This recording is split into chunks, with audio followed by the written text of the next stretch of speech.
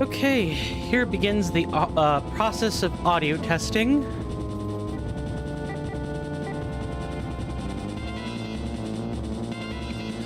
Alright, I heard my voice. That is what I needed to hear. My other computer isn't really participating in streaming, so it's kind of important that I use it as a test, marker of sorts. The only thing I need now is the controller.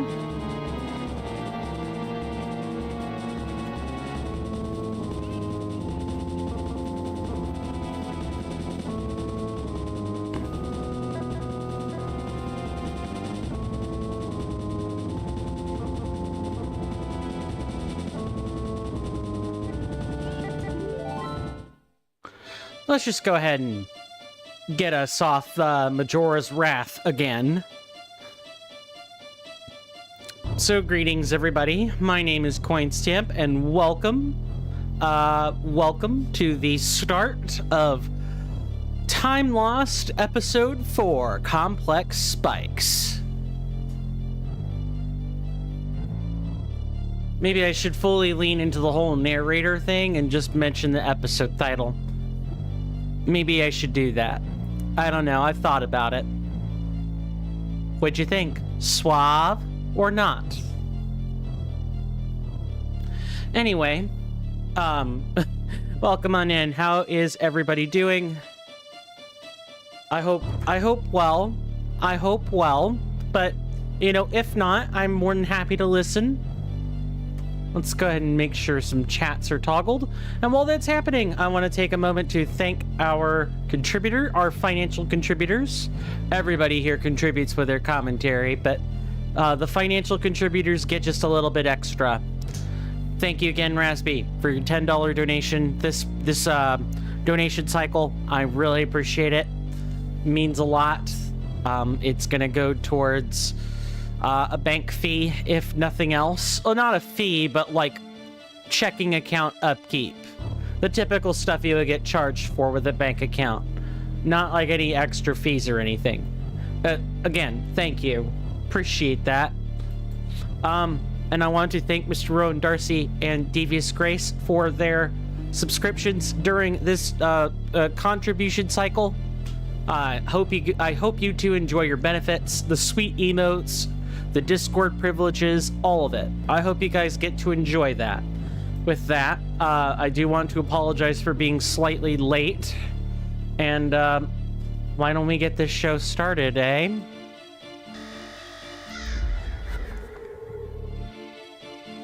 Hope you guys like the YouTube thumbnail. How are you doing? Hi. I have to remember the iris is like slightly off center now. So if I look this way, I'm looking right into the camera. If I look this way, not quite so much. It's one of the nice things about these masks, these advanced masks. They've really changed the game on what I get to do in terms of like engagement, and I'm looking forward to showcasing that a lot more.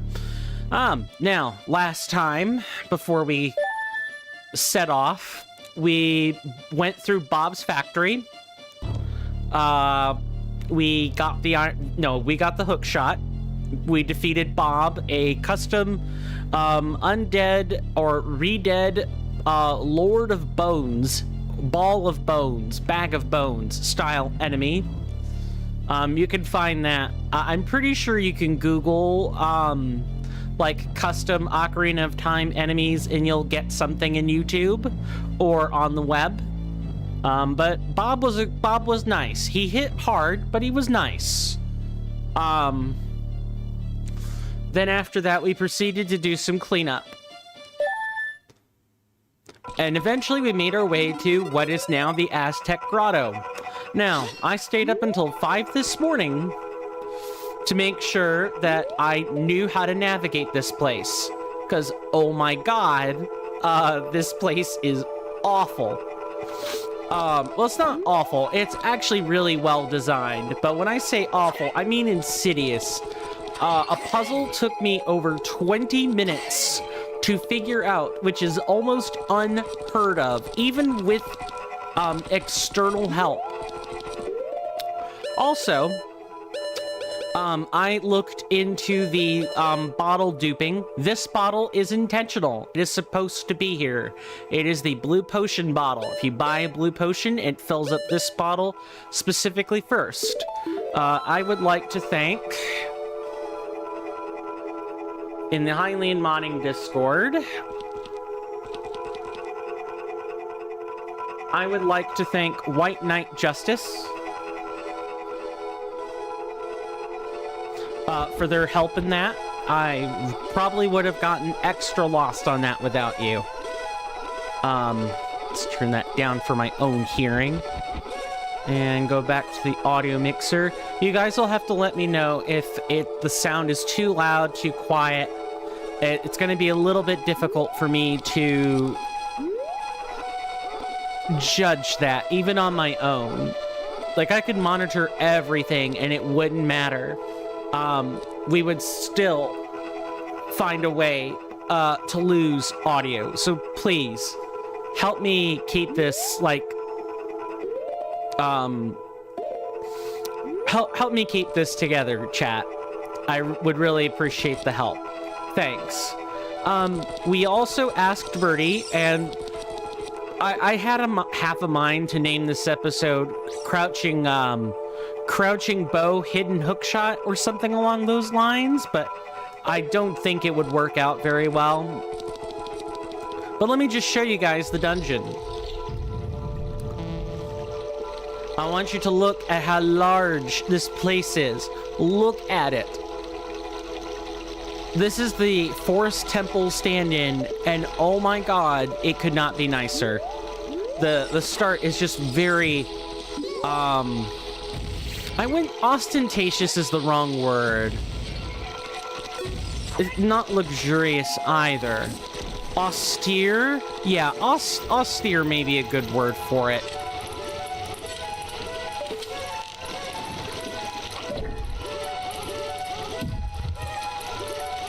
Nice. And yeah, they were not kidding. Birdie was not kidding when they mentioned that there would be timed bow shots and hidden perspectives. That's what this whole temple is. The Aztec Grotto.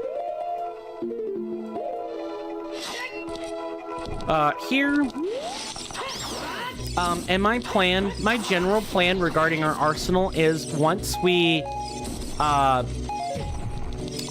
get out of the temple, or grotto, excuse me, I am going to go ahead and shift to the Shadow Blade. Because if you don't shift to the Shadow Blade, you will not do enough damage for... Not that it really stops the bosses from 2 or 3 cycling or anything, but the bosses, you aren't using the best weapons available.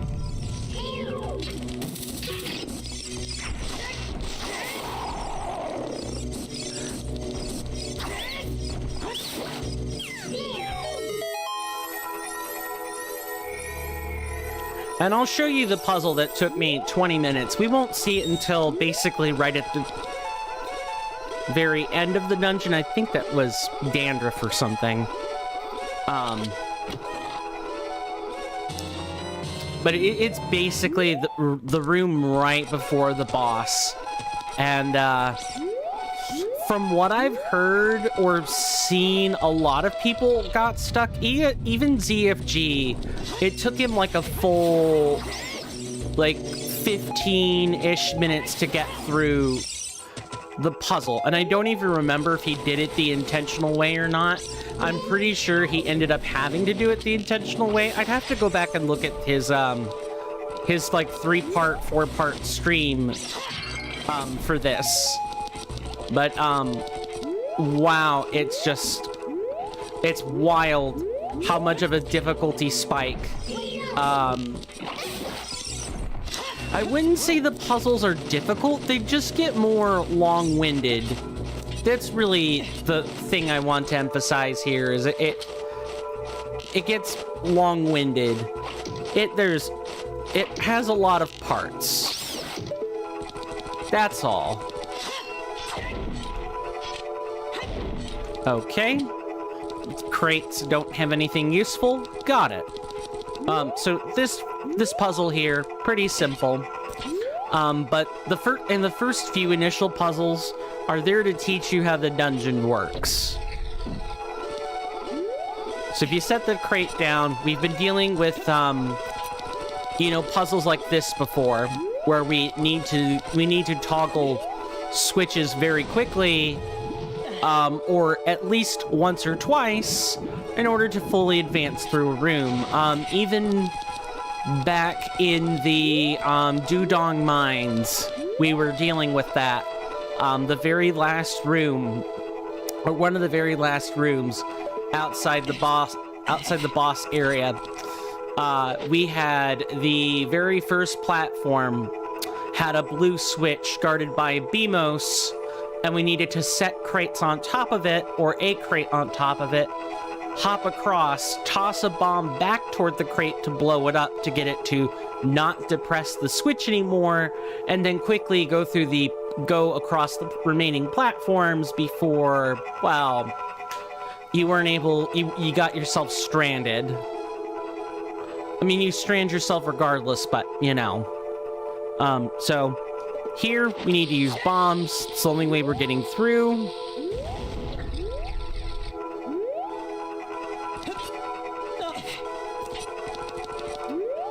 It'll take a couple more rooms for all the gimmicks to really set in. Because, boy, oh boy, do they get exceedingly complex. Or they're just a lot more involved. I guess more than anything, I really need to be careful. It's that it's a lot more involved. And I guess you should expect that. These are technically the adult dungeons we're doing now. And have, like, the major endgame bosses in them.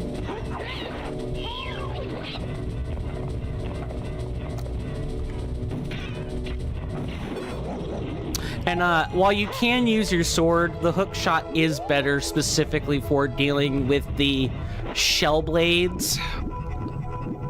Otherwise, it's kind of comparable.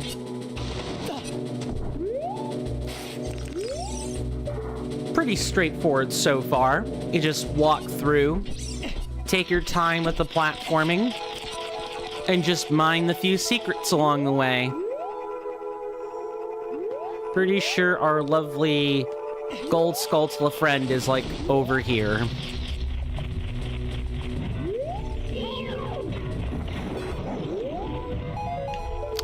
You can use bombs or bomb chews underwater. I don't think you can use much else. Maybe the Megaton Hammer if we get it, but to be quite honest with you, I doubt we're gonna get that Megaton Hammer this episode. I'm gonna have to come up with yet another classy thumbnail. I hope you guys like that on YouTube, by the way. Also, Twitch, say hi to YouTube. We are multi-streaming, and for those of you on Twitch, I do have the closed captions up and running. They should be running. Please let me know if they are not up and running for any reason.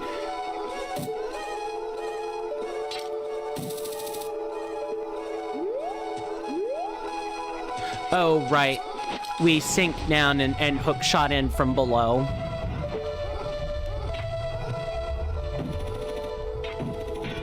Nice.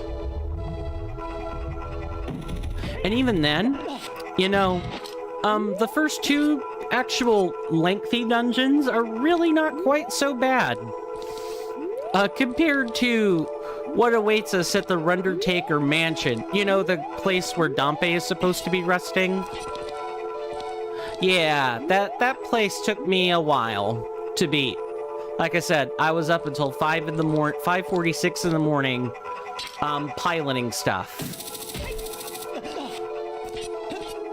Just trying to make sure nothing blindsides us. As a reminder, Like Birdie said, when you meet him in the mushroom woods, if you're ever lost and you don't know where to go, there will always be a glowing dot on the world map to tell you where you should be going for progress. So don't be afraid. If you can branch out pretty much without too much error. I want to say down here should have been... Yeah, there was a big chest. So here's the switch state number 1. I would say this half of the dungeon is probably not too bad. And you're even given a shortcut in the event that, you know, you need to go back that way for any reason. But I would call this front half pretty easy. It's the back half that gets complicated. And I'll show you guys a cool piece of tech that was put into this dungeon in specific that's... You otherwise wouldn't think much of it. We saw it in the leftward passage on the way in, or like in the very first room.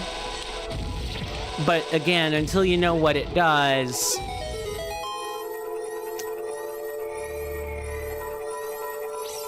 probably want to be... Yeah, we at this point we want these until we're sure we need bomb juice again. Also, double check the rooms. Make sure we don't have hidden goodies to worry about. There's some hidden chests, but not a whole lot. Just do your due diligence and you'll be fine. Make sure you look around. Don't be afraid to use magic power if you really have to do so. Don't be married to the idea of never using magic power for the lens. That laziness will get you killed. It will make puzzles take longer. Nice.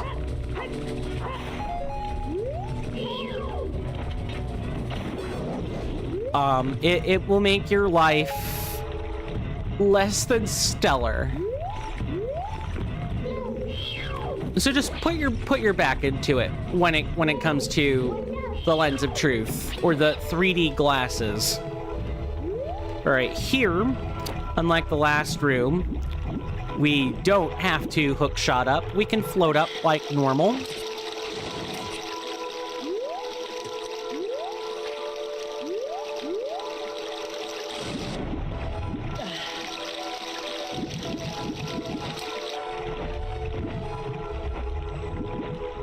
What I can do is sort of fight the current and end up on the Biobaba lily pads. That's one way you can save or salvage yourself from, like, needing to mash B repeatedly a lot. I would like a solution to be found to this in ROM-Hacks or ROM-mods, Mod-ROMs in the future, is not having to mash B to swim all the time.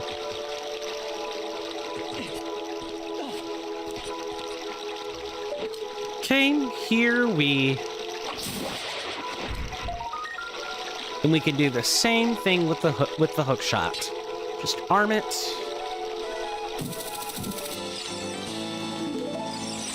I'm sorry, yeah, I forgot. Some actors keep moving. Just go over and do it like this. We'll swim against the current here. I might have to take a break, an emergency break, to go to the bathroom, as I've had chili today, and I am not a happy camper. Like a really unhappy camper. And I added cheese, so I have some personal responsibility in all of this, but I have a tough time telling if my body hates the chili, the cheese, or both. I had hot dogs with chili and cheese for dinner tonight. And my body is not having it right now. I'm in pain. Not like gut-wrenching, impossible pain. Just my insides hurt. What can I say? They ache throb. I am lactose intolerant or sensitive, so high quantities of dairy products do get me. And when you already add to the fact that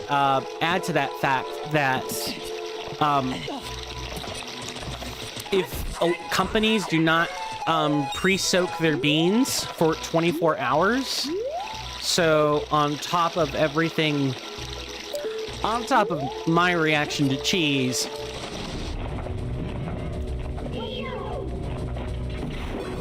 you know, there's all the internal pressure that comes with flatulence. Among other things, my body really wants to do everything it can to get rid of it. I get the feeling I'm not going to be running the normal ad breaks today because of how my body is feeling. Yeah, I'm not going to be able to take that. I'm sorry, guys. I'm going to have to take a break here. Let me real quick before I can hold it for a little bit, but not too long. Let's I'm gonna add a filter to this. It'd be a mask. I like to have it a little bit better looking. And maybe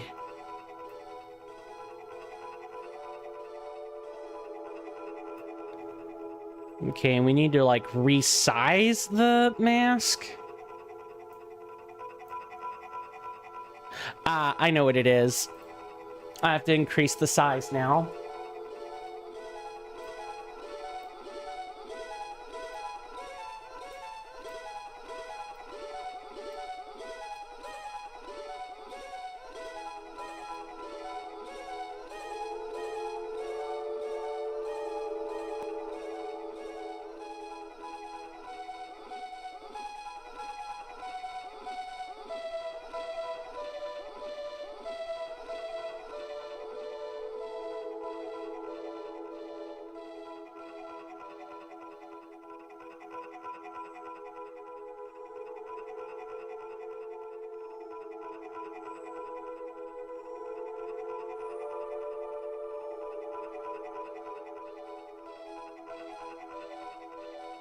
There we go. I've got the cover installed. I'm going to run a small 30-second ad, and I will be right back. Thank you guys so much for putting up with me today.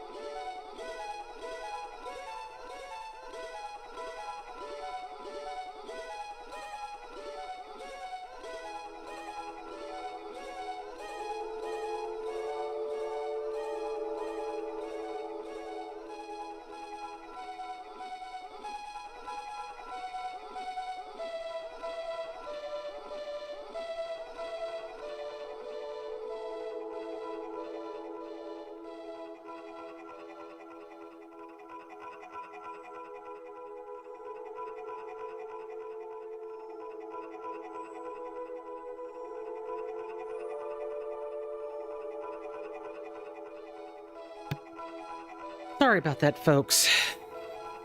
I am back. I hope I'll be back for a long time.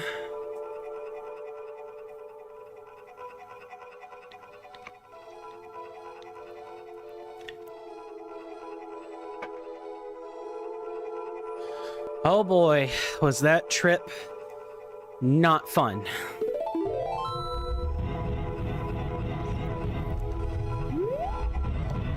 So here, I would say here is like the introduction of what is the more complicated gimmicks, and that's like all the moving platforms and timed jumps.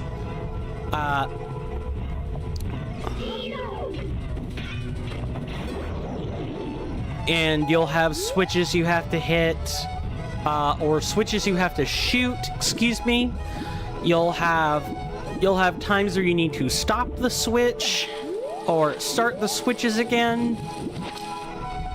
And never mind in the second half of the dungeon when you get the dungeon item. Not that it really changes the dynamic of any puzzles, but it can certainly make them... It kind of makes sizing distances a lot harder, because you're expected to work at longer distances, if that's making any sense. Here's difficult puzzle number 1, because you've got,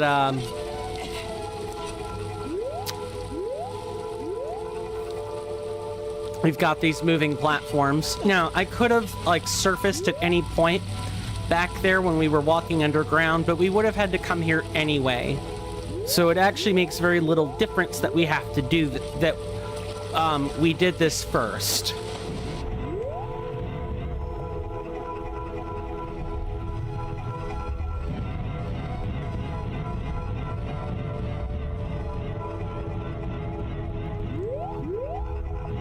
Right, not here. You actually want to surface right here. Because here should be a set of stairs. Yes.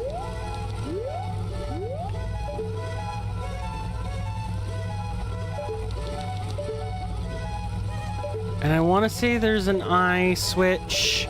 Hold on, we can resurface anytime. I want to say there's an eye switch over this general direction. Yeah, it's right here.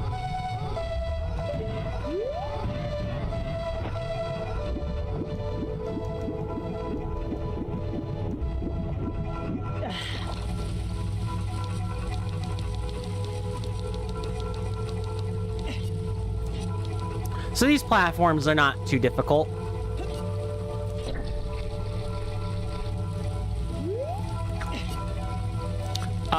It just... And don't worry, this is just showing you that the platforms raise and lower on a timer.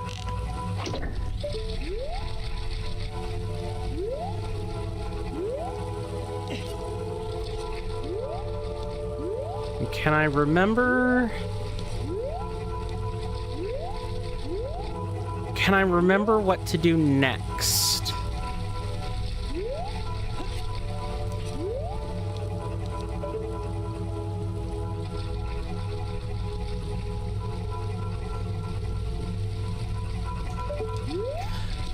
Yeah, okay, so I think we basically now go up here, and it should become readily apparent what we have to do next. The Skulltula in this particular dungeon are not super difficult to find. They aren't tucked in out-of-the-way locations. You just need to make sure you don't miss your opportunity to grab them.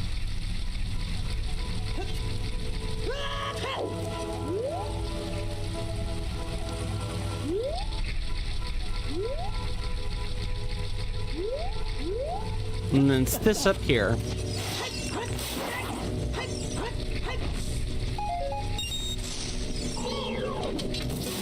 And this should unlock the other rotating platform. Yeah, there we go.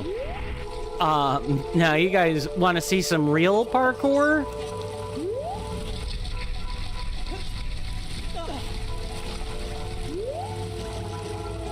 This is gonna be where you find it.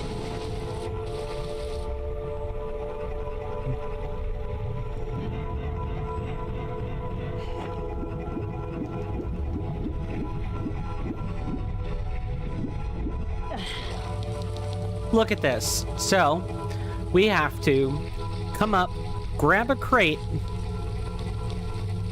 off this side, and then jump onto a platform as it's rotating down. All while not having having too many options to move.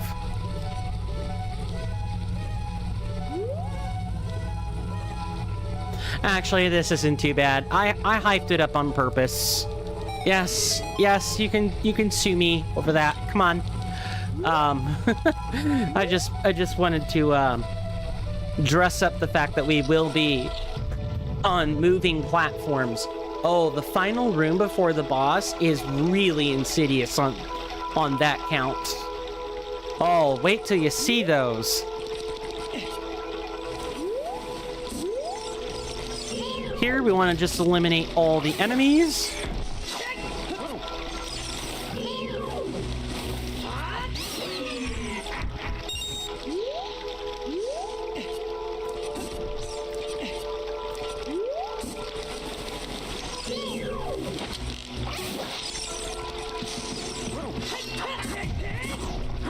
And your reward for eliminating them all is more or less information.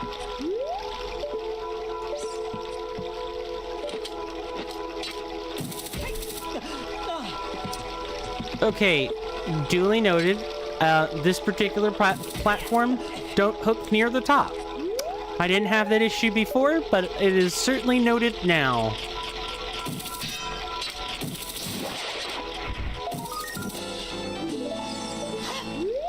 So, as context for where we are, because perspective helps, like, put our journey into... I'm saying perspective multiple times. Having a sense of perspective for where you are in a dungeon can really help contextualize your current progress, which I think is important because sometimes in these bigger dungeons, you get lost, or you feel like you get lost, or you're not making much progress. But just remember, we're right in the first room of the dungeon. Now you might be asking, what do we do here? See that crystal switch? That's what we're hitting. Yes, all of this was to hit a crystal switch. I know.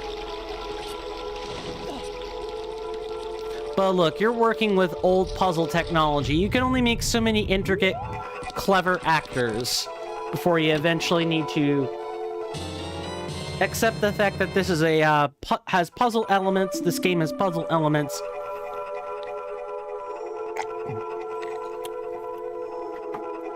And those puzzle elements include switch states.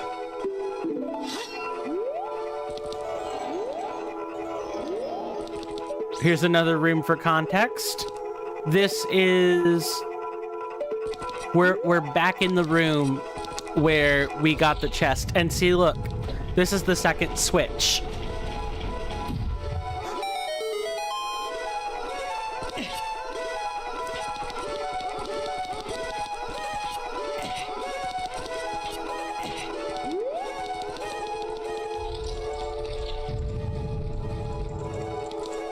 So this room is not what stumped me, but it does take a few attempts to get right.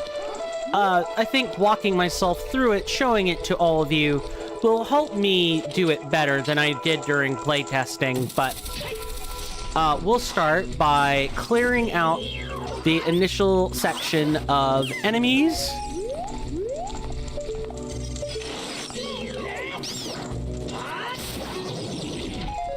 And collect as many morning stars as possible.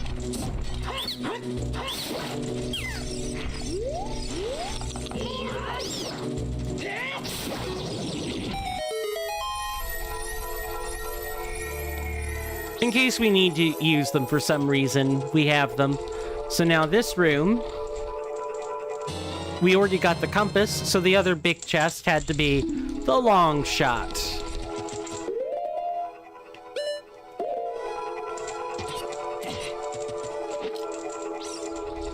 So now, we note underneath, there is a red crystal. Whenever you see crystal switches with a color in them, they are state switches. We saw these back in the milk factory.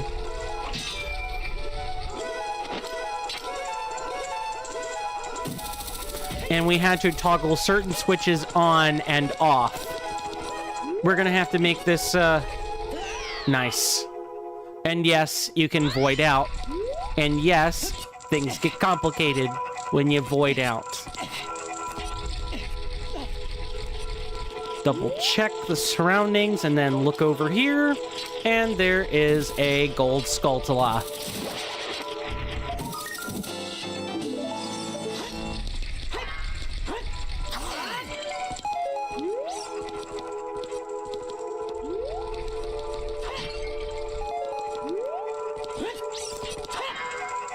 We'll leave those alone for right now. So if you look... So I'm pretty I'm gonna try something. Okay. He says try, but what he really means is screw up. I didn't try a bomb in playtesting. I was pretty heavy-handed on bomb chew use. But I'm curious if a bomb would get the job done. Yeah, but it's got to be right on the corner.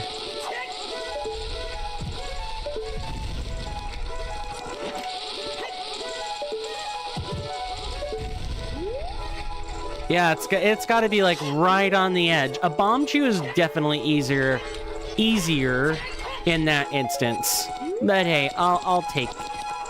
Now, this eye switch toggles this switch, and this switch wouldn't activate for some weird reason when I shot into it the first couple of times.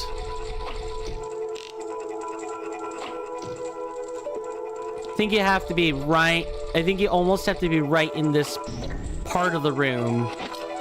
Yeah, so if you shoot it too far back, it doesn't actually work. Yeah, I got through this practically within the 2 tries. It's good.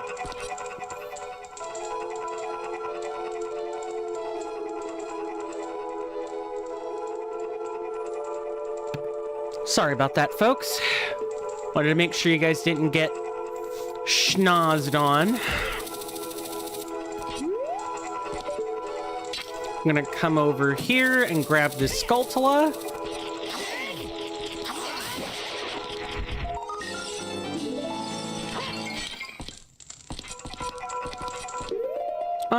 We have 3 fairies. We don't need any more. And fairies wouldn't fill that 5th one anyway. So the correct way is this door up here.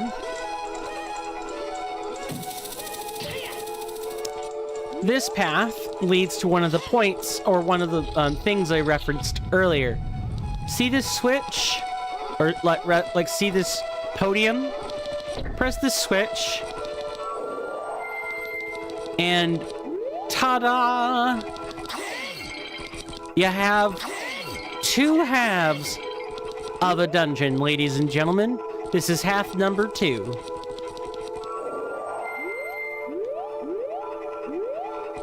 Now we come back out.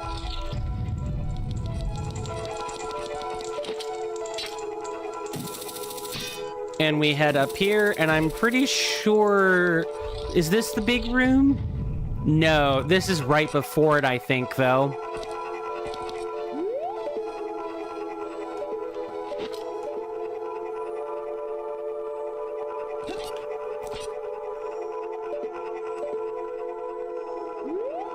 Yeah, just look at this. Look at these moving platforms and timed jumps. And now we need to go get a crate and do the exact same thing.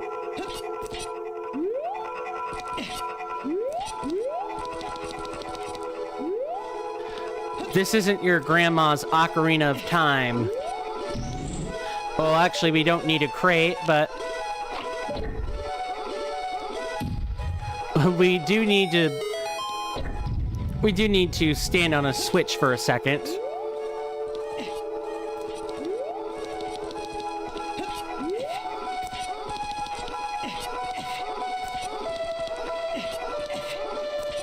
Now, this part up here, I'm pretty sure this is the... Yeah, this is the real switch.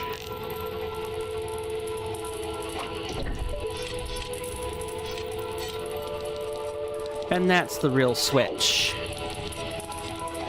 Go ahead and grab that now.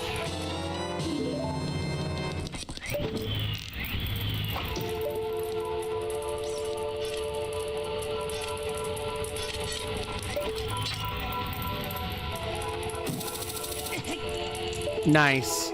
Nice interruption.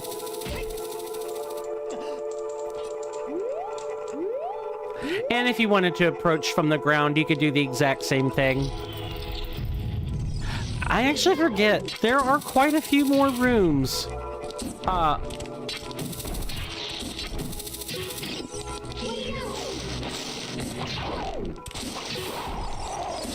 Yeah, there are a couple of rooms before the one I'm talking about. But I will be able to point out which one it is, don't you worry.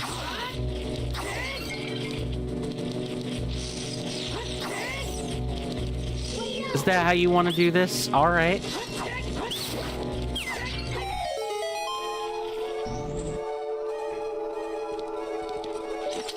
Up here is the Skulltula.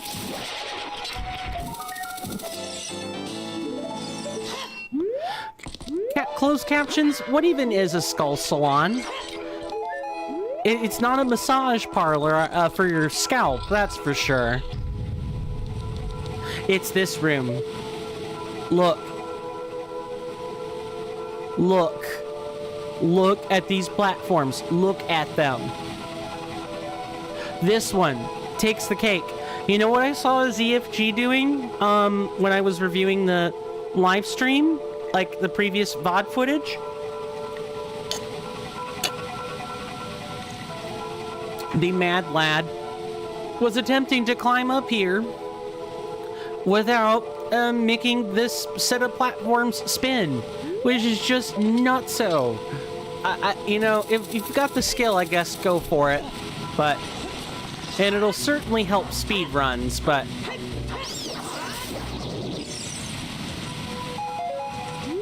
trust me, this method is going to be a lot simpler than trying to like clod hop up really awkward platforms. So if you'll come over here, like so, there is a crystal switch, and of course it's a state switch, just like the last one. We're gonna hop over just like this. Now there is one little intricate thing with the platforms. Sometimes you'll fall, you won't actually jump, so just bear that in mind. Also, if you come over here, there's a Skulltula. You guys might have noticed it rendering. Yeah, there it is. If you don't look at it too hard, Schrodinger's Skulltula, there he is right there. Don't worry, we'll be able to get him. But not before dealing with this insidious puzzle. It's not really insidious, it just looks insidious.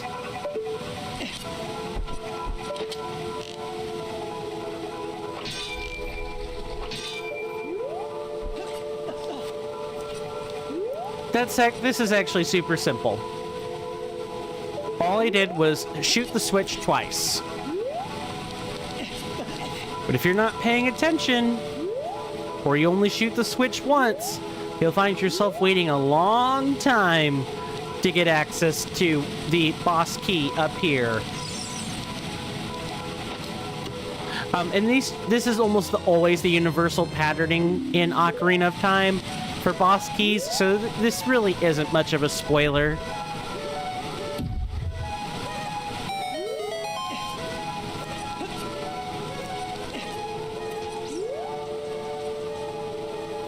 Now we come over like this.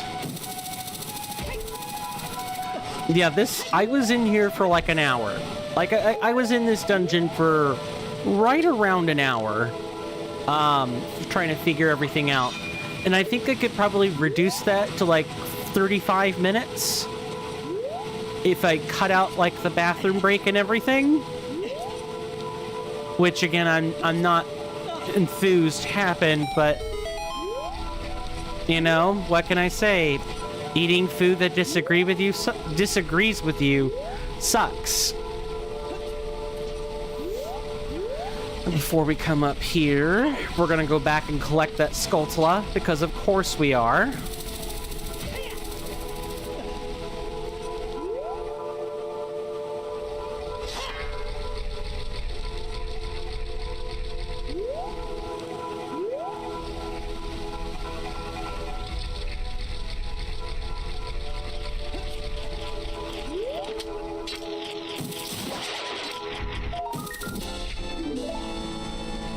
And that's it. That's everything. We can void out even, make this easier on ourselves. Okay. The second void out was just me being stupid, okay? Let's, try that again.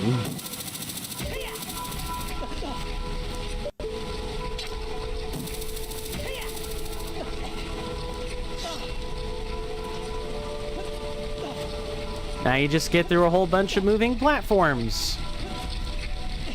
Or can do it in the very first go. Yay! Now is this boss what you think it's gonna be? Coin, look out! That isn't normal water over there! Dun da da da! It's Morpha! Anyone who ever reads the statement, it's not normal water, immediately knows it's Morpha. Morpha. It's an amoeba. Just gonna use magic to quickly and easily take out these lumbering brutes. That's one. And yes, there are 4 Stalfos in this room. 4. 1 for every corner.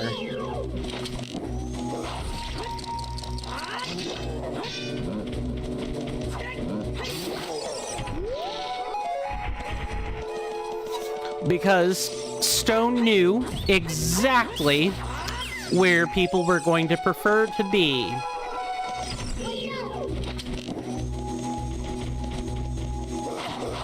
How did that hit me? I have no idea.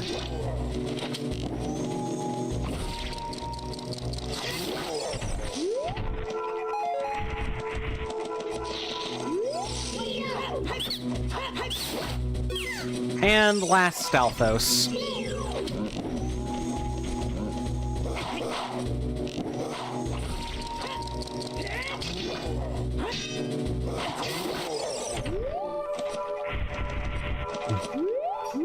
Alright, you guys ready? Time to sit back and watch the cutscene. Can't skip it anyway.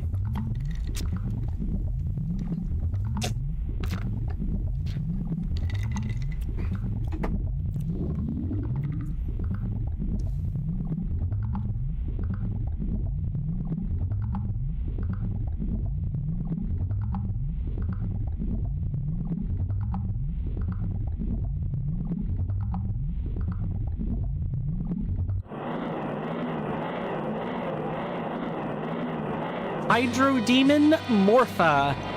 It's not an amoeba. It's a Hydro Demon.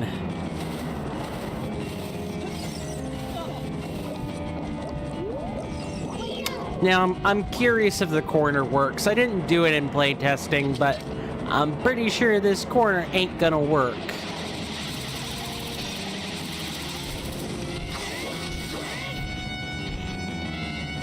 And this fight took me longer than you'd expect. You might have to move. So all that work clearing the corners.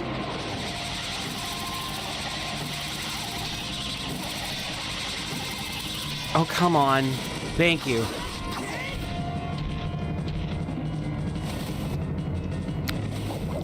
Now, if you're not interested in taking extra shots at Morpha, you are going to more or less be limited to one spin attack per cycle, and you will be here a while. Normally, you like 2 or 3 cycle Morpha.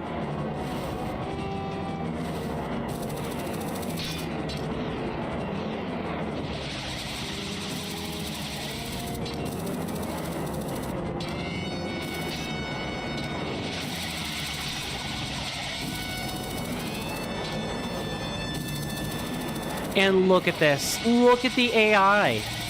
It's like if you stand in a corner, you aren't getting... Morpha will taunt you. And you will not be able to do anything.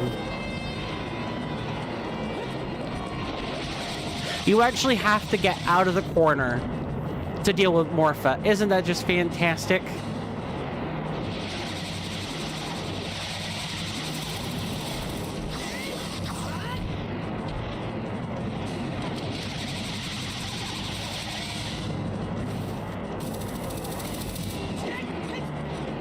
You actually have to kind of keep moving locations.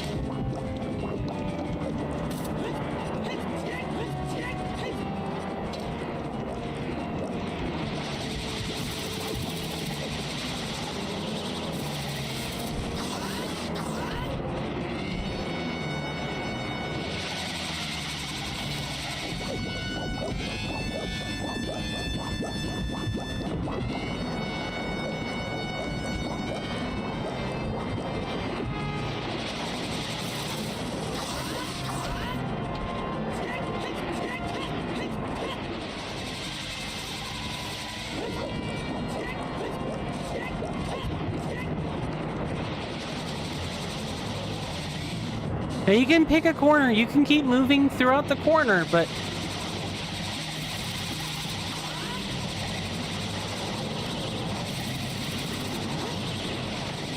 Yeah, see? And Morpha here will just kind of... Nice.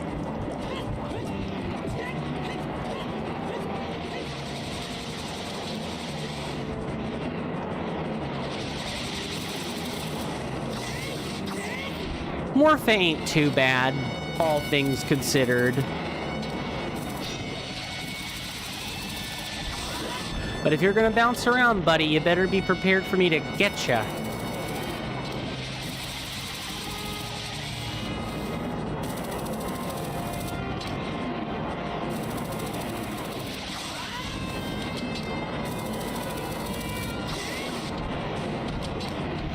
Yeah, Morph, if you're gonna do this...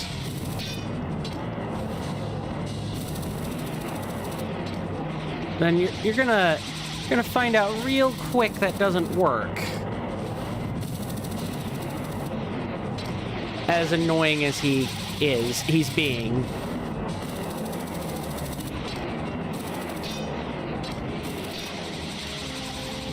I think the particular bounce pattern is not really working now.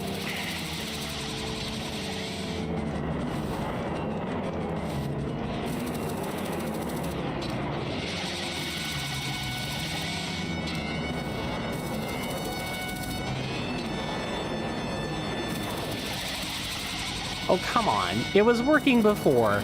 We managed to snatch him out of this a few times.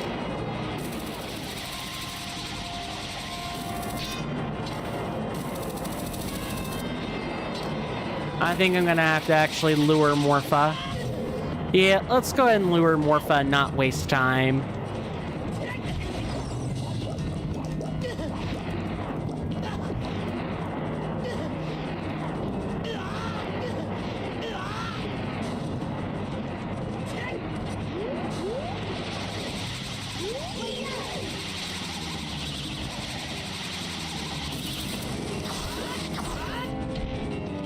Alright, yes, please, like, bound or bounce around.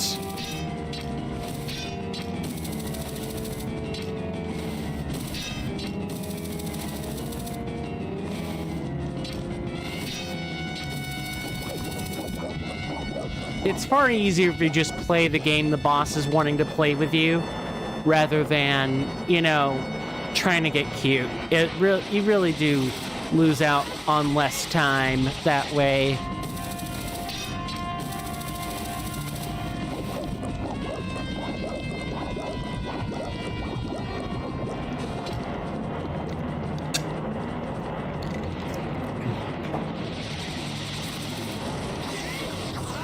Look at that health. Just look at how many times I've taken Morpha out for spin attacks.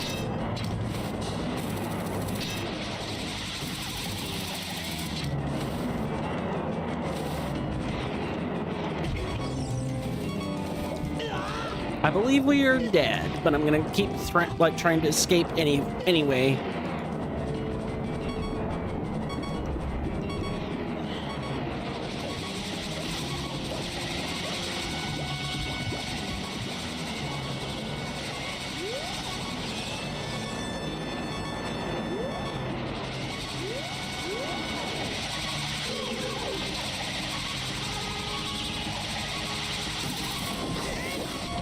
Almost. We're not quite there, but we're close.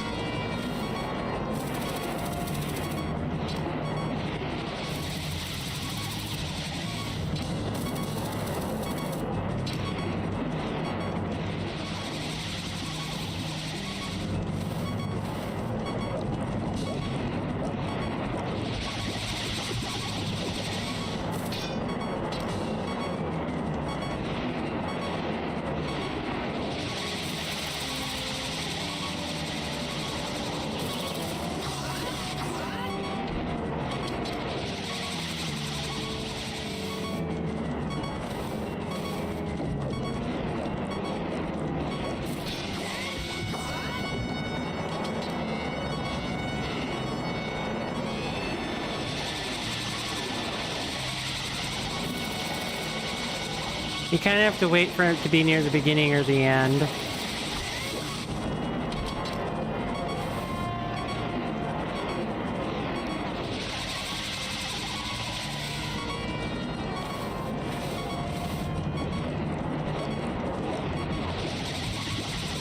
It's actually, I will applaud Stone for doing this. It does make the bosses a lot more formidable, which is what Nintendo was probably aiming to do, but didn't do quite right with Vanilla.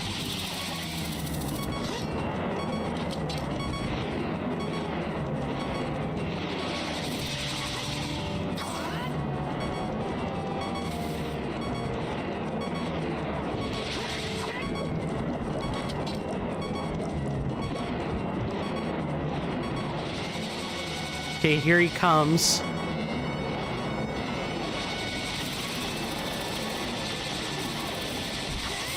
There we go. I did actually die once and had to get revived by a fairy the first time, but there we go. There is the Morpha fight. It actually took about 8 minutes. Some of that was, you know, me trying to get cute. Some of that was, you know, actually running into the boss, and some of that was just plain, you know, Morpha jank.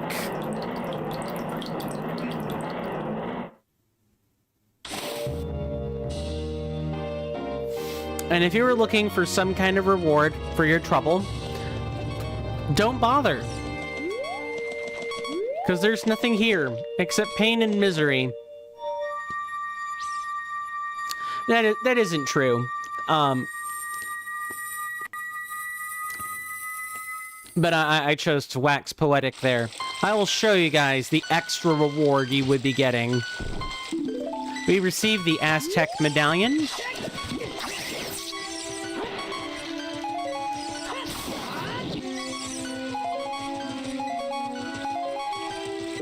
But before continuing, we do need to get across this area first, so I guess I could show it. So if you look up here, there are 2 torches. You just light them both up, and you can actually get across the gap here.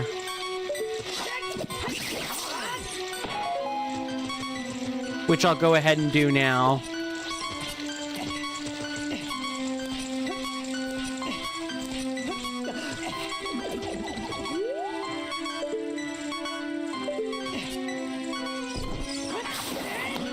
Oh, and there's more. First, I want to say there's a Skulltula over here, if I remember. Sure is.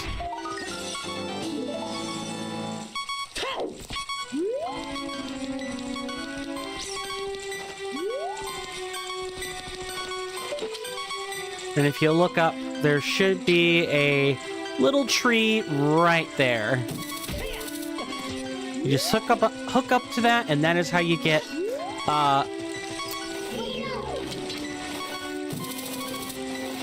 that is, I'm gonna back up here. That is how you get up to this section of the Aztec Grotto. Would we call this like a fortress? The Aztec Fortress?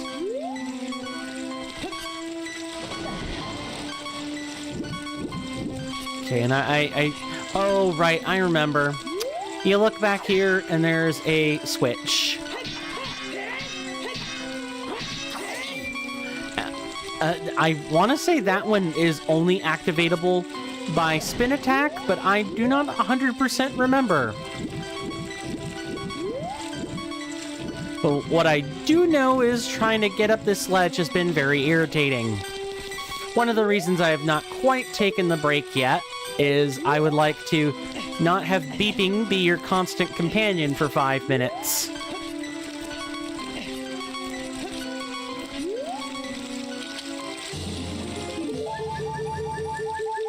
Look, if the bosses ain't gonna give you a reward, you're gonna have to go find them.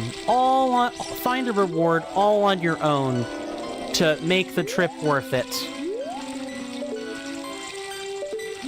Now, I want to say... Oh, no, you can't go across this. Nice.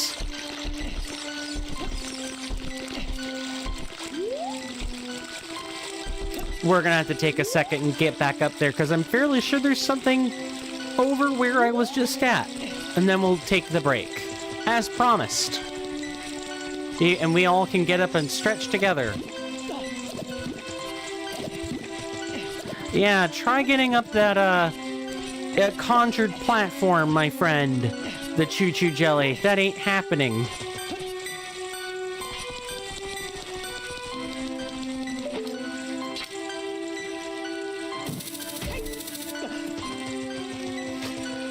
And when we get back from our break,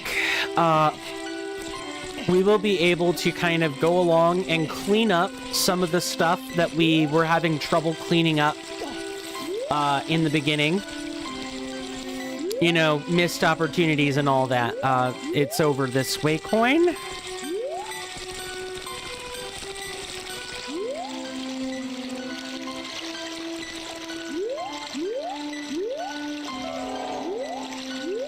Oh, there actually was nothing over here. Okay.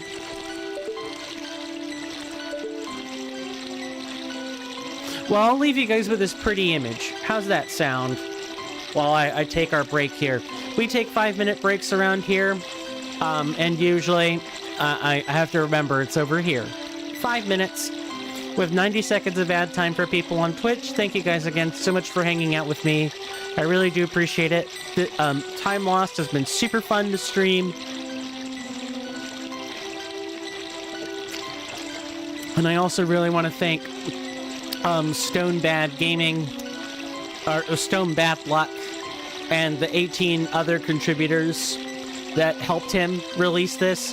This has been a not so zany, but still sort of... Nah, it's been completely fun. But the zaniness is not what I would have expected. There are no, like, insane plot twists happening every single second. It's just a good, honest, more technical Ocarina of Time Mod-ROM. And that is fine all on its own. But anyway, I will see you guys after this commercial break. Thank you.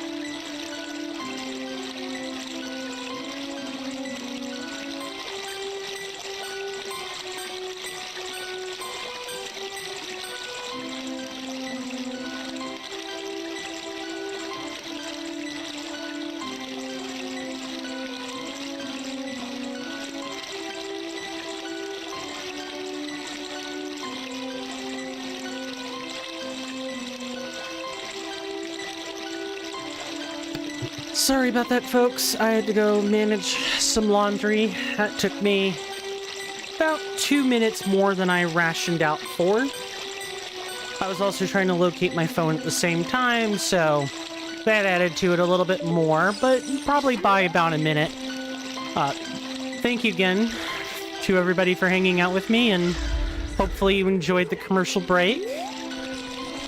Now that we have the hook shot, best thing we can do right this second is, let's go, clean up a bit. Let's go clean up the world, so to speak. Remove some Skulltulas that were in it, that are still in it.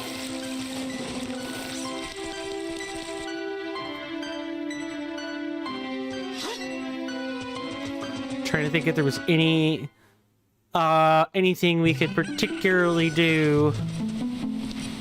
Not in the... I actually think, other than like one single spot in the well, our time here in Mushroom Village is like non-existent, except for maybe like buying arrows or Deku Nuts, something along those lines. To remember if left or right will take us to where we want to be. I want to say it's left.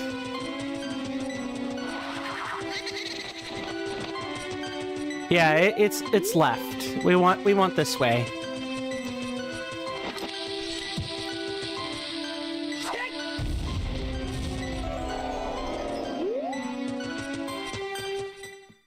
And of course, we're gonna make it nighttime.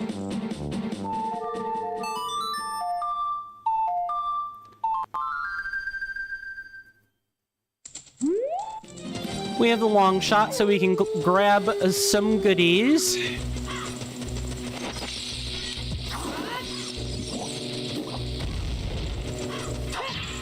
Apparently that was too far away from our lovely friend, the boulder.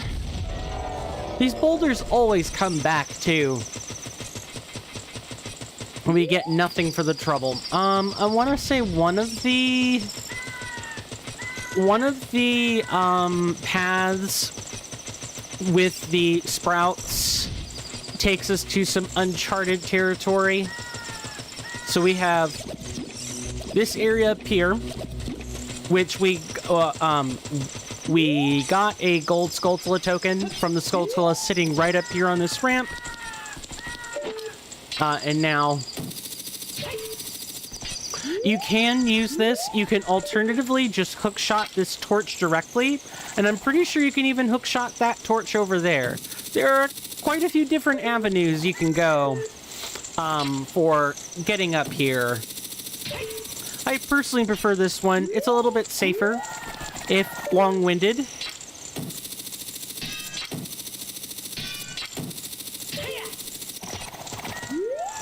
And right up here under this boulder should be exactly what we were looking for.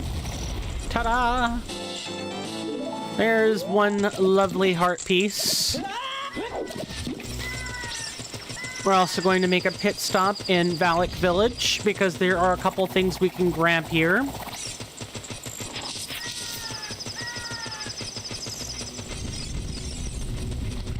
Mainly Skulltula, and there was one that I missed during piloting that I need to go back and grab. So you can get on the roofs of these buildings. Do you need to? Only a couple spots.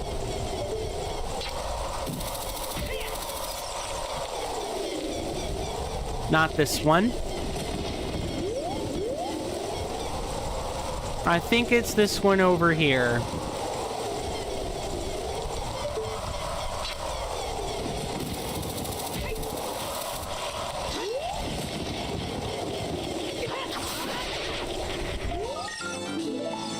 That's 89 right there. And I'm pretty sure we've grabbed the rest.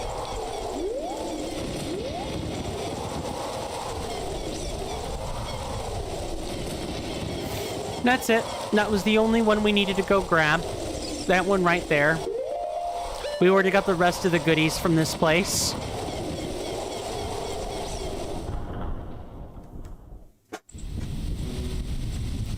Now we're going to go back over to where Ray's River is. If you guys will remember, there's a torch there that we could hook shot to. There's actually 2 different torches we can hook shot to. Just gonna drop off right here. I'm gonna check this one first. And up here is a Skulltula. And then over near the opposite side of the pond here, or river outlet, is where the other thing I want to check out is, at least in this area. And we hookshot this torch right here, because I don't think the trees are hookshotable. They usually have to be a specific texture.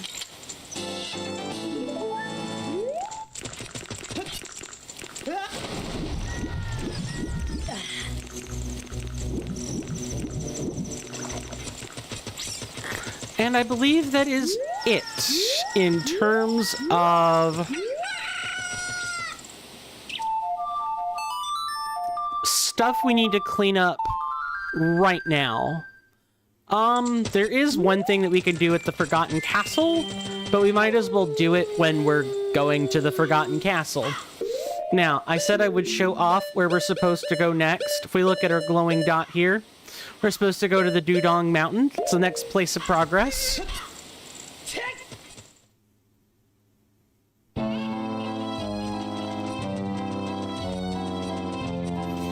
Before I forget, we're actually going to pay a visit to the graveyard. Because there's something we can grab that we should have grabbed earlier.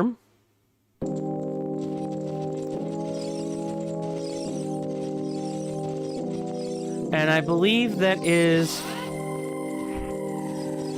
it's either here or... Nice. I want to say it's this hole here. Yeah, it's Smoggy's little grave. So if we look...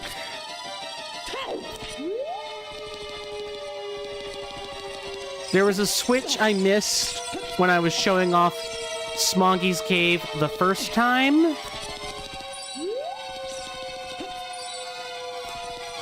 I'm not sure why it's not here now.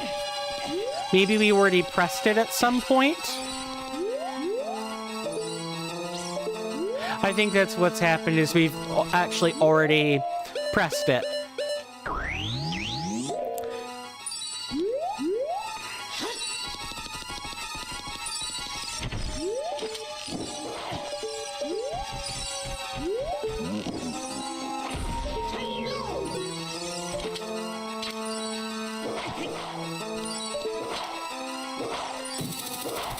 Oh, I thought I had grabbed it for sure. Nah, we gotta void out, fam.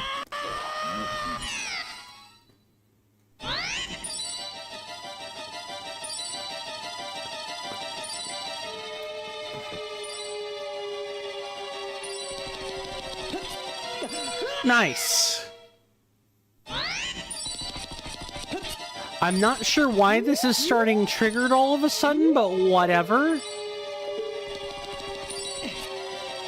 Now, all right, this is exactly what happened last time. Albeit not the same flavor as what happened in the piloting, but we fell off the boat a bunch of times in piloting, and there proceeded to be problems. And it took me like a good solid 10 minutes. And lots of frustration. In the meantime, it's like... there, right there. Oh, didn't we boomerang it last time? We did. Right, we boomeranged that piece of heart in the... I'm fairly sure I'm not sure what I was doing, if I'm being honest with you. I apparently have totally misremembered what I was doing. It's fine. We'll just correct it.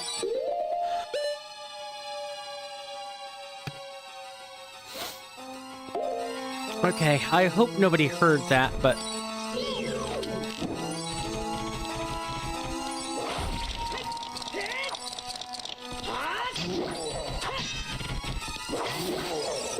Also, we're going to take the opportunity to switch to our Shadow Blade.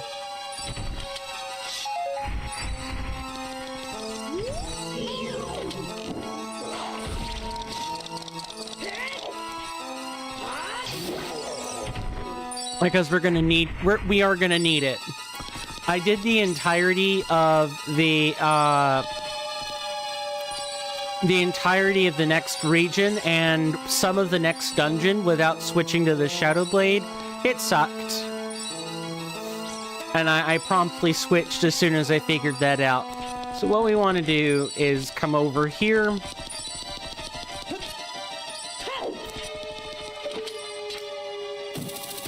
Yes, we know about the sinking ship, but thank you.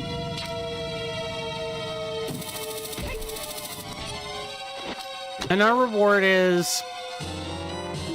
more Deku Nuts. Yeah, not very worth it at all.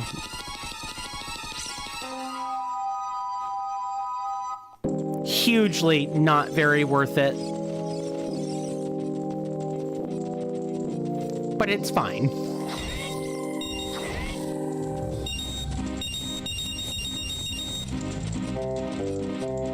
Now we're gonna go over to Dudong Mountain and start the next progress area, or yeah, the next stage of progress, which is over here.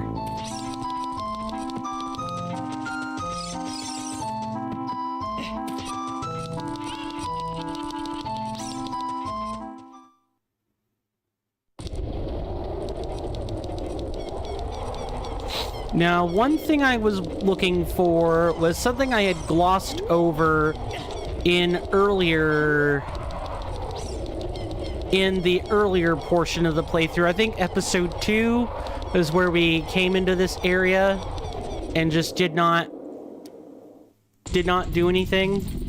Yes, we know. We just need to equip the tunic, Knight. Relax.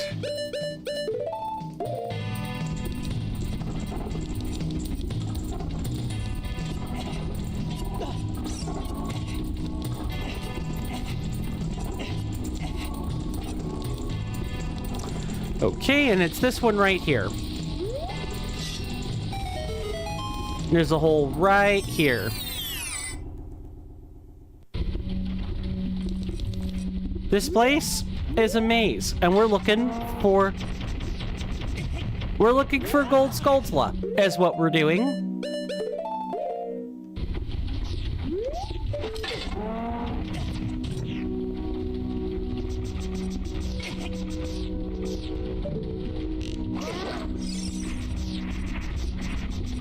And along the way, in this lovely little maze, we're going to find Dodongo, and we're going to find moblins that can just stand in lava for some... The Dodongos, it makes sense. For the moblins, they gotta either have some lava-resistant clods, or, you know, they're just fire-resistant. There's gotta be some kind of plot point that has to give here.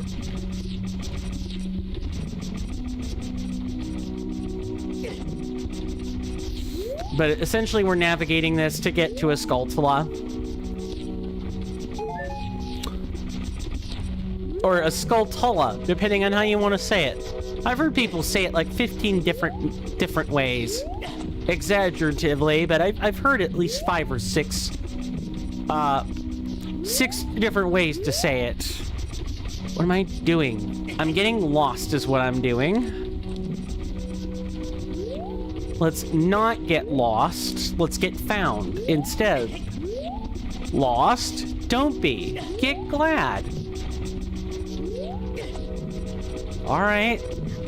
Game, I'm picking up what you're putting down, but you gotta give me time to get there. Yeah, we've just been walking the same passages for like a good solid 3 minutes.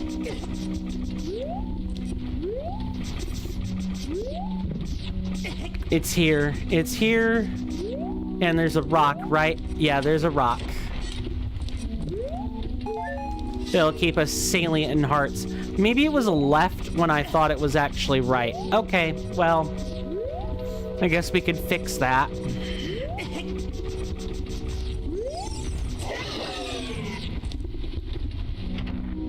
But we will find it. And it will be glorious. Because then we won't have to deal with such a labyrinthine maze again. At least with the only reward being a Skulltula anyway. Although, I don't know. Progress sort of feels forced sometimes, doesn't it? Like, this is maybe something we can ask.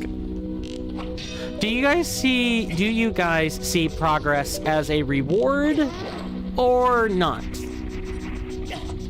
Because all games have progress, unless they're an MMO, but even then, you know, like MMOs have like repeatable gameplay loops that are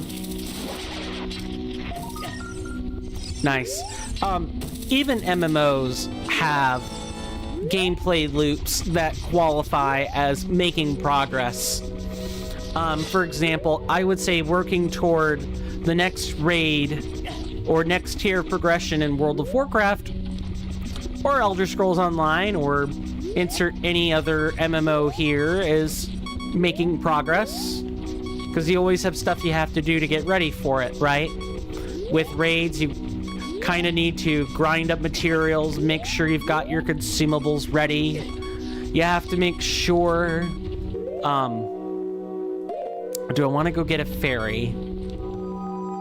The hippie shop isn't too far from here. There's also a free-flowing ferry we can just use.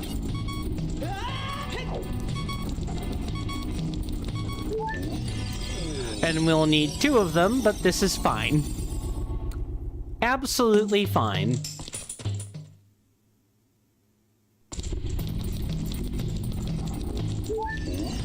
Ah, relief. Sweet relief. I'm happy that we have health. The full Monty, the full amount. We're gonna need it in this next part.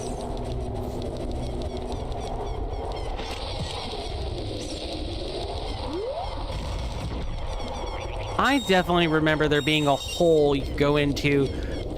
Maybe it's this one up here, and I just never actually went into it. We never actually went along this pathway. So we'll unlock that now. Yep, this rock, we just never blew it up. Let's change that.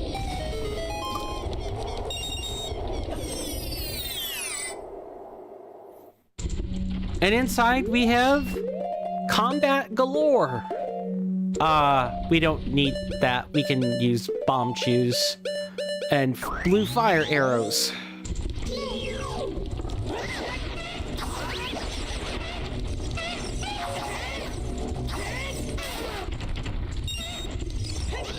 The giant ones will take 2 slashes from this. And then we have the... Oh, that is the incorrect one.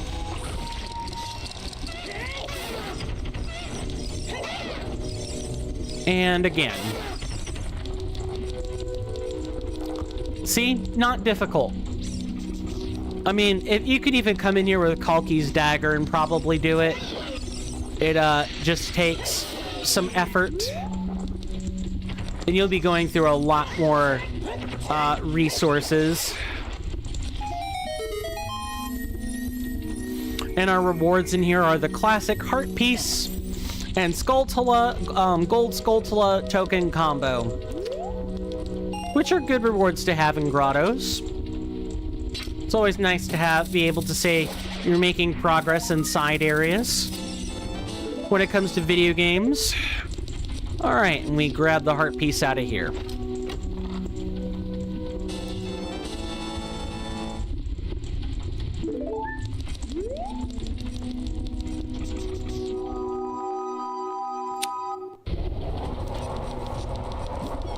So now, what are we going to do? We're gonna head inside a volcano, baby. That's exactly what we're doing.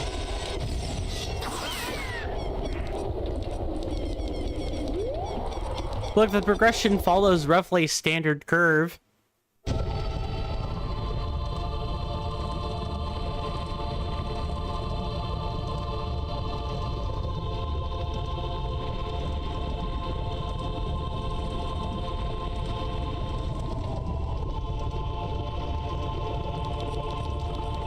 Oh, and you guys are going to get thrown for a complete loop when Birdie explains what the second dungeon is. Like, what all the gimmicks are. You guys are going to like it. At least I did. But then again, I'm also easily pleased when it comes to games, and I already happen to like that kind of gimmick in the first place.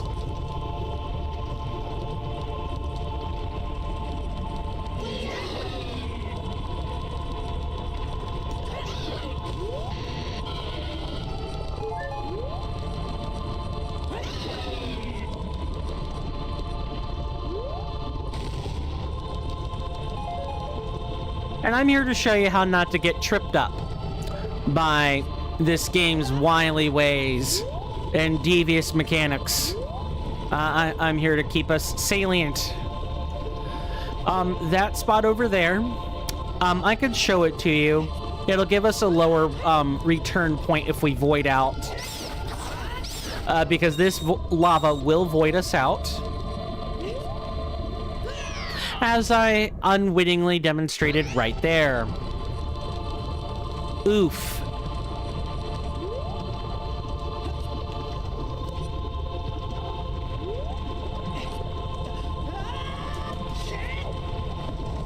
And void out again.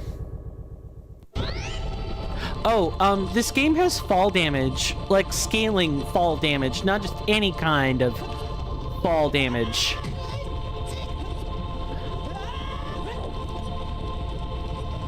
You might not think it has the fall damage, but it does. I thought I jumped from a high enough height, but I did not. Let's fix that.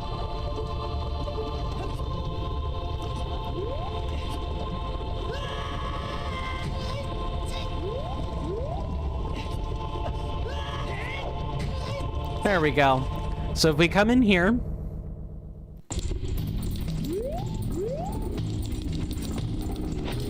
go ahead and blow up this circle. I don't remember there being anything here, but oh, actually that doesn't even work. That doesn't work because the bomb explosion is too high.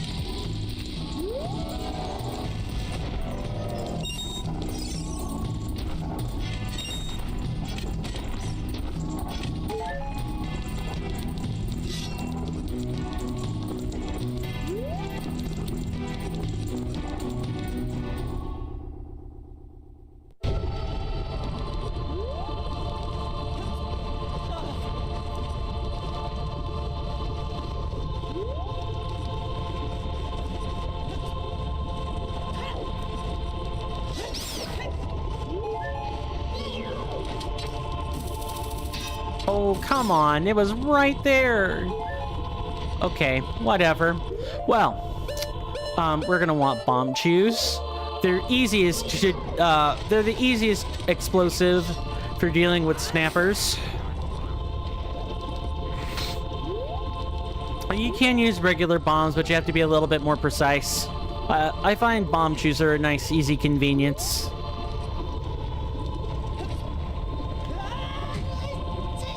And what we want to do is more or less just hook up to that, you know, tree growing in the volcano. Or at least a wooden altar structure.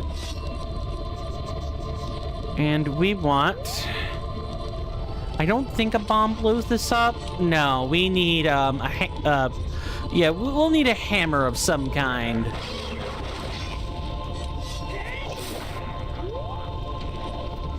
Which, wink, wink, nudge, nudge, we might be getting in this dungeon. But, I'm gonna go show you what I, made the overlay out of. You guys already saw the main thumbnail with the Aztec, grotto, but... See that wavy, blue and red gradient portal. Yeah, that's what I put 50% opacity on. I created a fake gradient in Krita. Well, I used a gradient as a thumbnail. There are tons of different ways you could say it, but context here is fire and ice. Sliding spike can freeze. Torch can fire. Can fire? Torch can be lit, but torch cannot fire. That would be a flamethrower, Birdie. And before anyone gets their panties all torn up in a twist, this is the 1.2 version of the Fire Temple theme. So it's just chanting. There's no, it's just generic chanting. There is no Islamic chanting to be found anywhere. If you want to hear that, go play the Ocarina of Time 1.0. That ROM has the uncensored referencing to other than the mirror shield seemed to escape that for some reason, along with the Gerudo symbol. That the Gerudo symbol is like a crescent moon with a star in between it. It just didn't have the like symbols to go with it.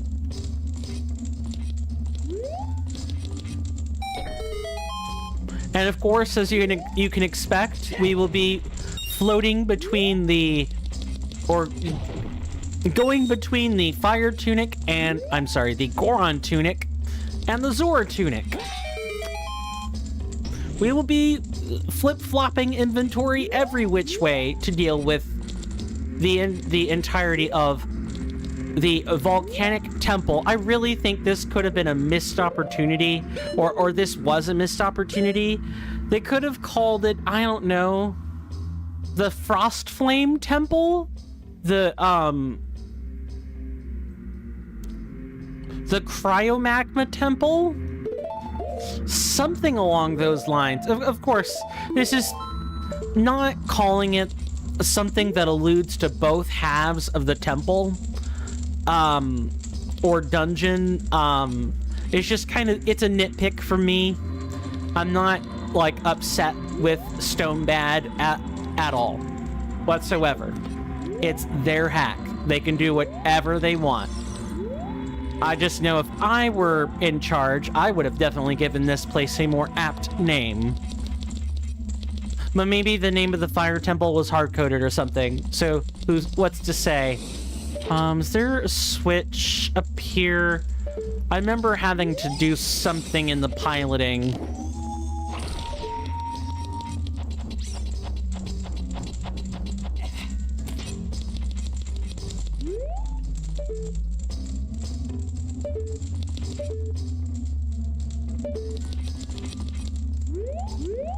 Okay, I think we can only go one direction right now, so let's just go that way.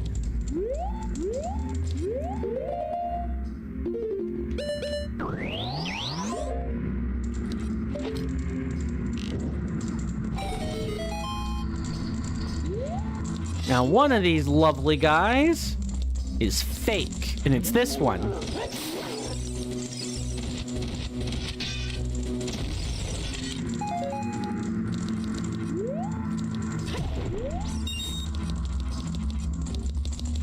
And we're going to...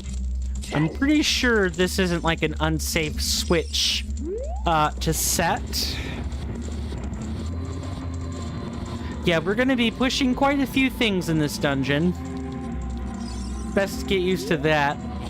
Oh, and this place, I would say, has the most vertical rooms out of any dungeon I've seen between vanilla and ROM-hacks or Mod-ROMs. Huge vertical spaces. Bomb chew time or bomb time?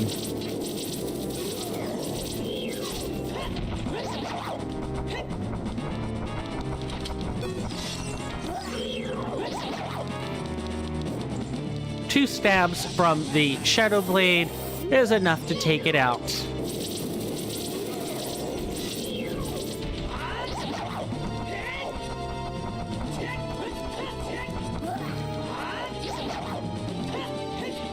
Makes no difference whether you use 2 jumps or 2 stabs. Because it's always at minimum three stages with each Flare Dancer.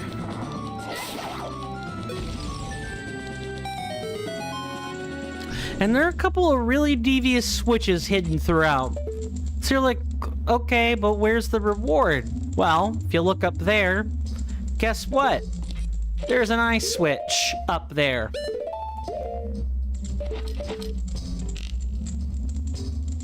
And you want to be very careful with your magic in here. You want to be conserving it big time.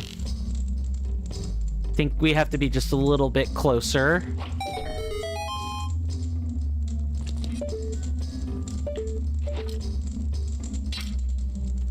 Okay, so before we go up here, I guess I will just show that you will be able to press these switches and you will unlock the one-way doors into being two-way doors, or you'll make them two-way.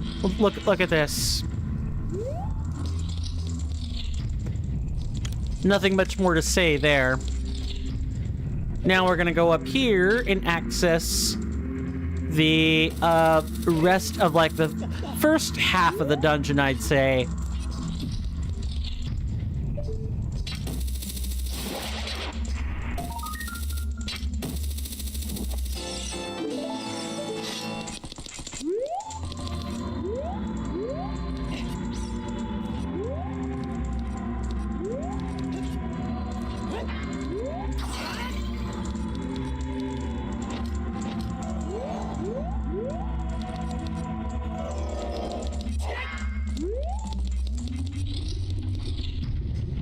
And we get to the big one, not the tallest room, but this is like the hub room of rooms. Just look at this. So like the left-hand side of your display where the game actually is. There are tons of ways you can go in here. Guess first things first, we're gonna unlock the one-way here. Because now we need a key. We're not going to be able to progress without one. And additionally, we can only do that by being on this side.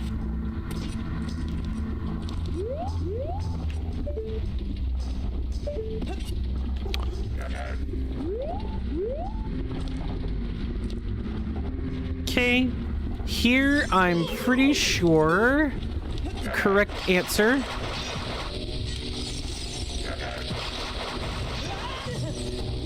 is to either let them fall off the platform or chuck a bomb at them. I wasn't expecting that turn of events, but whatever. I'll take it.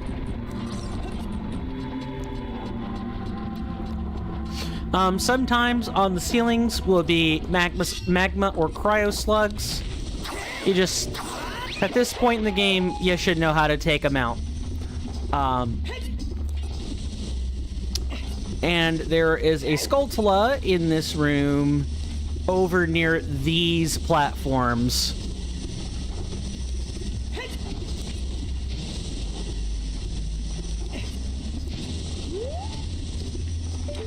Right here.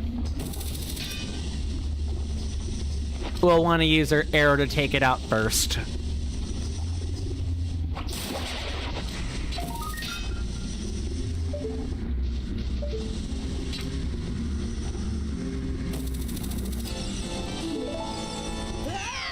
And of course, if you get a Skulltula on these riding platforms, they're gonna void out. So be really, really careful.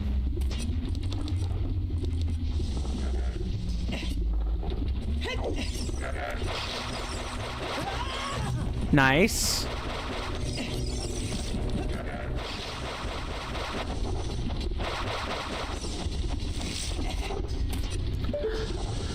You notice that this that's the boss door there. You can see it right over there.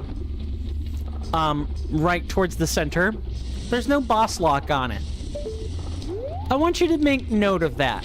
Just don't do anything besides note that it's there. And we will. Oh right, it's not this room. It's a different room. That there's a bigger surprise for. Go ahead and save. Now, once we, unlock or get this key. You remember how I said the moblins were brutal? Look at this. This is a rearrangement of one of the rooms in the major fire temple area in Master of Time. And guess what? Oh, you could make out the mouth of the Goron right there, or the tuft of hair where it used to be. There's the tuft of hair. Yeah, they just straight up beheaded them. I've got severed Gorons roasting on an open fire. Something along those lines. Sitting right next to chestnuts and cinnamon. Just waiting for it to be done. So we can all have some fun eating sweet potato Goron. I don't know. Insert chestnuts open fire joke here that I tried really hard to ad-lib and failed.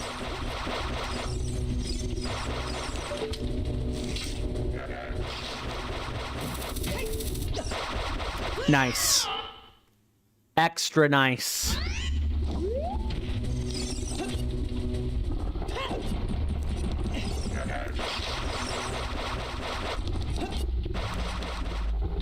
Oh my god, stop voiding out.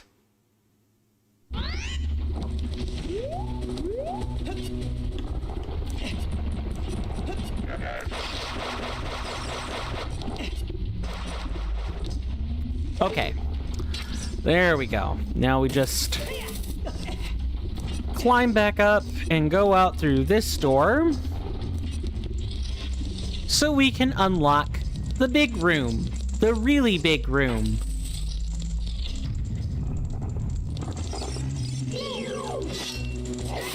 Or so he thinks.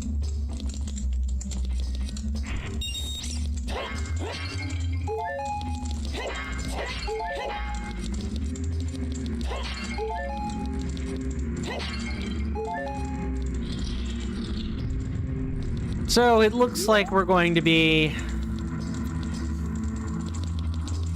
It looks like we need one more key. And I'm pretty sure it's like up there. Near where the boss door is. Or maybe we do have to enter that other room and get a key.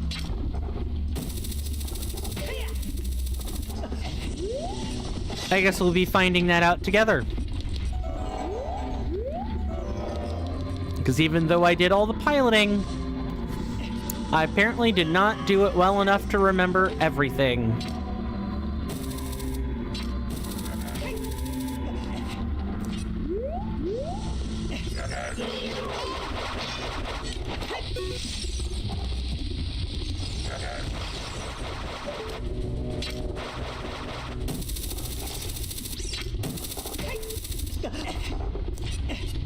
So this room, we're not going to be able to really solve.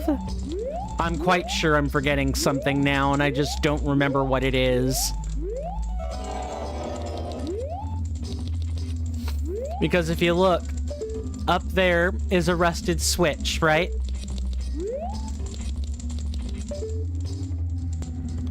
And back there is the boss key. And you can engage these pull switches. These are kind of like the pull switches you see in Link to the Past or Twilight Princess. I think there's some pull switches in there. Or I know Wind Waker also sometimes has pull switches.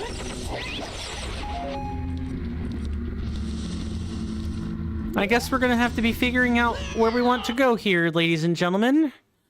One way in which we can reset our position is to play the Sun Song in here.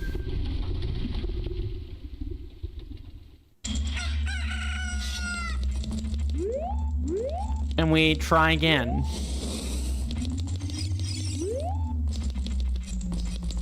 Kind of figure out where I went wrong.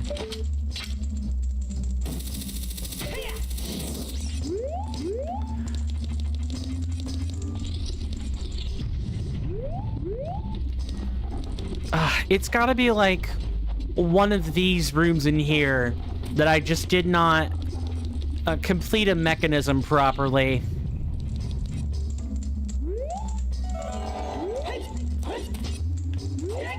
This may require some extra troubleshooting, chat.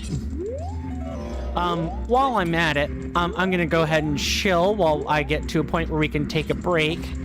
I do want to thank everybody so much for being here. I'm gonna go ahead and shill the Discord.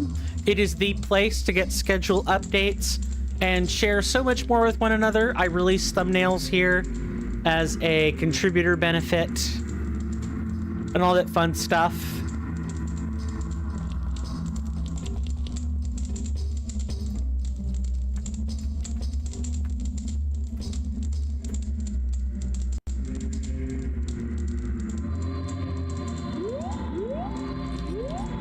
I do a lot to maintain the Discord. Additionally, if you like the content and hadn't considered doing so already, please follow and or subscribe, depending on whether you're on YouTube or Twitch. I hope it's not a case of I forgot to get something in one of these rooms.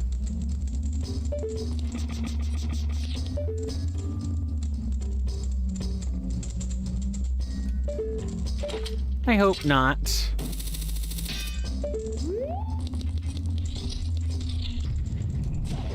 I definitely feel like I forgot a key. That's gonna bother me. Yep. It's this key. But like I was saying, if you like the content, you know what to do. If you want to financially support me in any capacity, please know it is not required. I will keep doing this regardless, but the extra support is nice, and it comes with benefits of its own. Subscribing, using your tier 1 Twitch sub is the best rate for your money. You get more emotes, you get the ability to collaborate more easily with me. If you're a content creator like myself, if there are multiplayer games, subscribers get priority. Although even at Prime, you guys also still get priority on stuff like that. And most importantly, you don't have ads when you actually pay for a subscription to the channel. But if you watch multiple channels like I do, maybe Twitch Turbo might be more your speed. For I think it's actually like getting ready to be $16. Which is not at all worth it, ladies and gentlemen. Not at all worth it. I recommend buying individual subs instead. Plus, who doesn't like fanfare? For those of you on YouTube, the best way to financially support me is going to be checking out the description for Ko-fi or Patreon.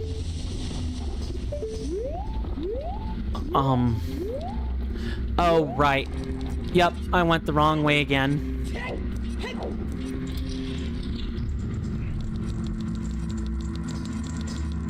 Actually, let's leave you guys with this view. While I was thinking about how I wanted to take the break here.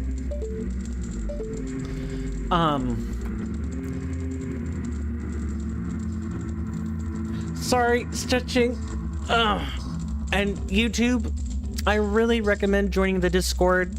90 to 95% of your benefits are on the Discord. It's in the description of the stream and will be so in the VODs. It's also pretty much in the description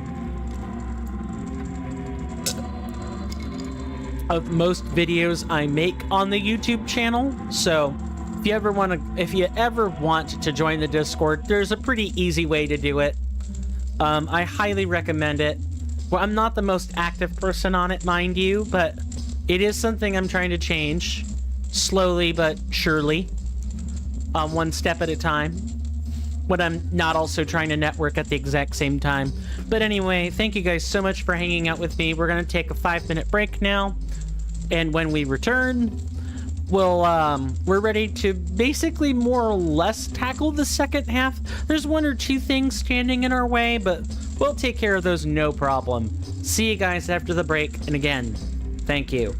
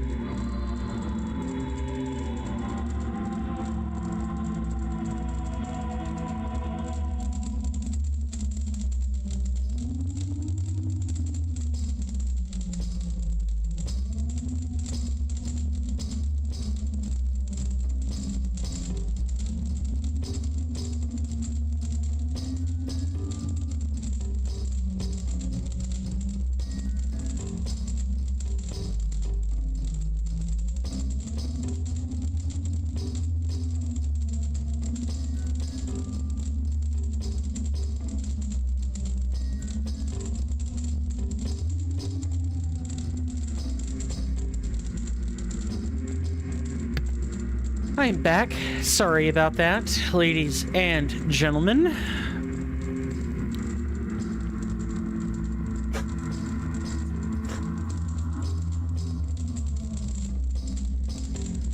Hopefully everybody enjoyed their break. I shilled beforehand so that we wouldn't have to listen to shilling after the gameplay has resumed. Isn't that just fantastic? All right, let's get to the big room that I'm alluding to. Bear in mind that this like does respawn every time, and if you're wearing the mirror shield, the like will not be able to take your tunic or your shield. I'm sorry, neither your tunic nor your shield. That's more correct for English. And I can now show it to you. Look.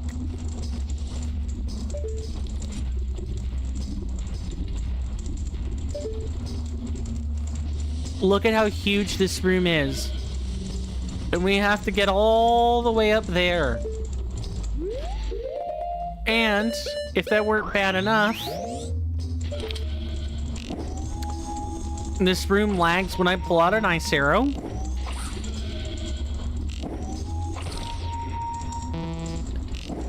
And if we don't do this, we're gonna fall off and void out.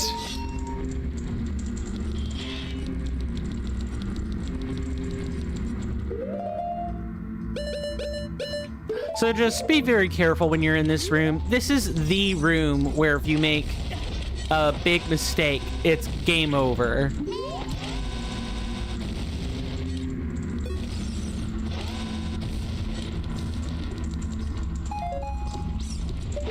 So our skull I think I might have missed this one in playtesting or in you know, piloting the game, but I'm happy to take it. I may just not remember either.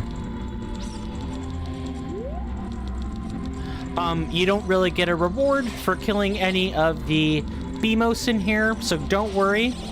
Only thing you gotta do is really just keep your eyeballs glued for enemies. Keep them peeled. It does not take long for our good friend the Keese to come finding us.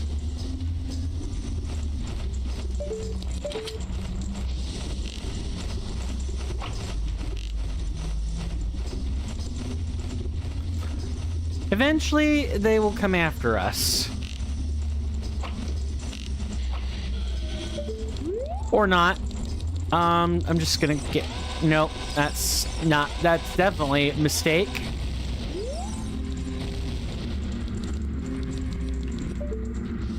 Alright, where did I spot it? Let's see, can we get this other one? Yeah, we got one.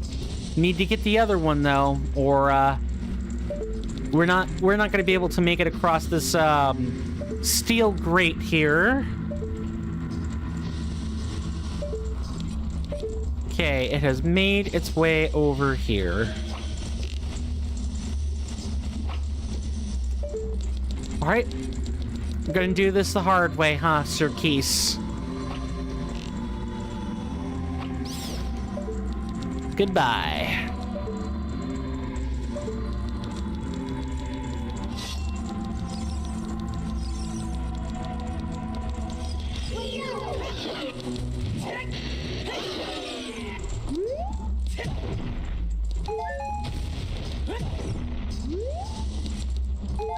Okay, before we, you know, take off and do this really complicated section, just gonna make a tiny shortcut for myself, make it easier, and I could demonstrate it to you.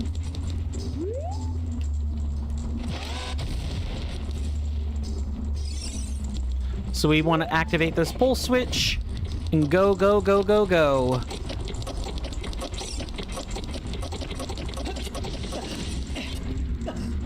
Now, this part is like the strongest desire I think I have ever had to use a save state so far.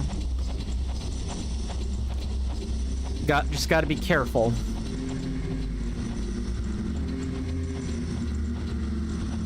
I have fallen off this particular little, like, grading, like 8 times. It's bad.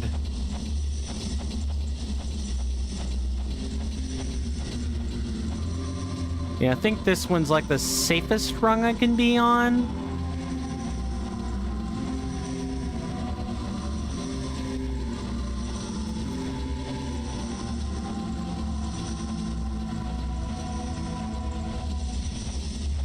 Wait, nope, get back down.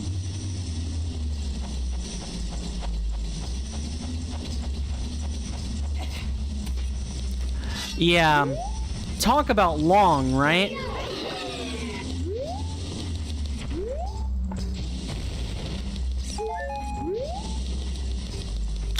And just wait, you guys haven't even seen the worst of it yet.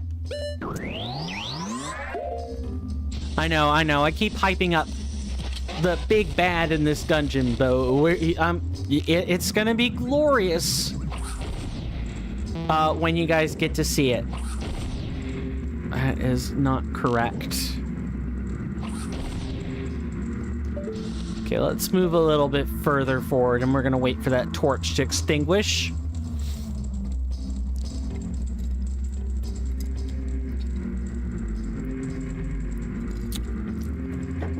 Okay.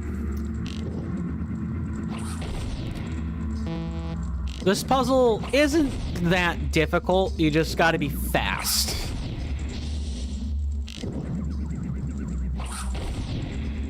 He says while bungling it up big time.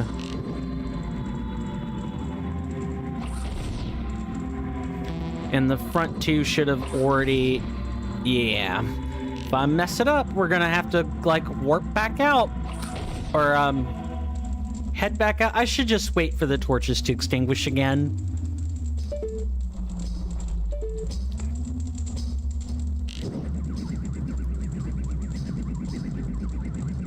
Come on, extinguish.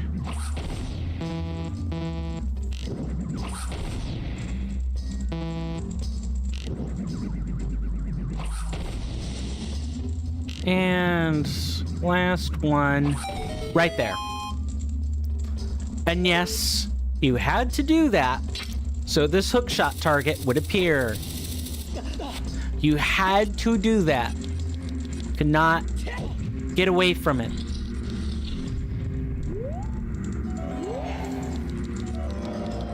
Oh, and is that Zelda? Don't worry. Zelda isn't really here to do anything other than maybe point out that there is something beyond the portal, and it is a gold Skulltula token.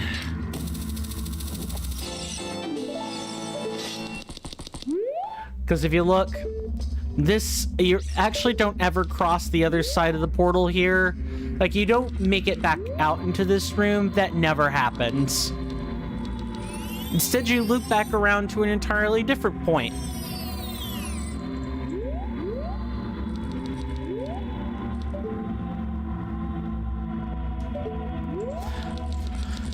Oh, I don't think we're in Kansas anymore, Toto.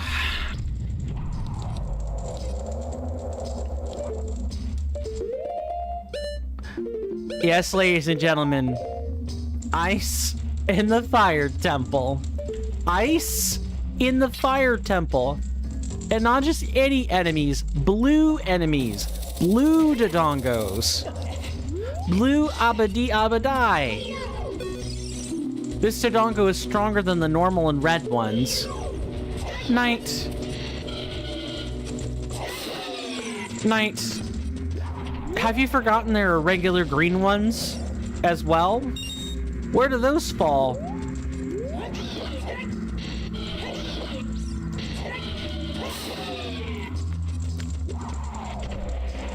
Please let there be some magic. Guess not. I mean, we do have that green potion, so it's not as important, but... yes, I did have to go backtrack for this, by the way, when I was piloting.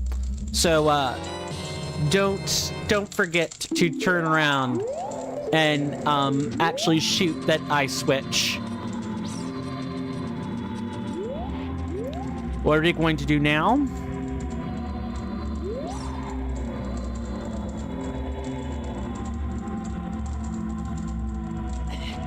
We're going to drop down, of course. And, like, go all the way down to the bottom of this room. Unlike the fire portion of the fire temple, the ice portion of the fire temple does not void you out. The traditional holes that you would fall into for voiding would be the stuff that voids you. Pretty sure we can't wrap around again? Yeah.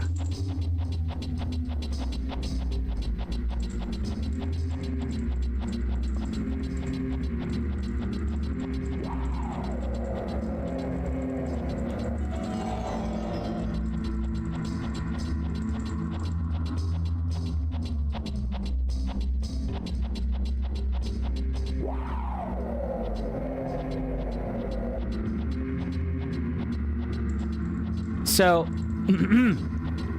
we kind of have little choice but to fall.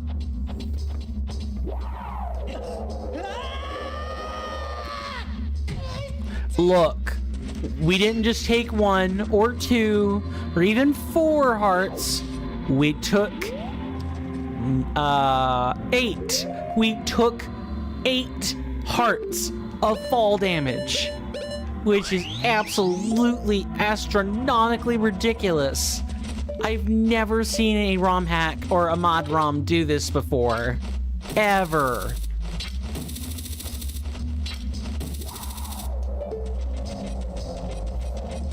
Just absolutely sicko mode when it comes to fall damage.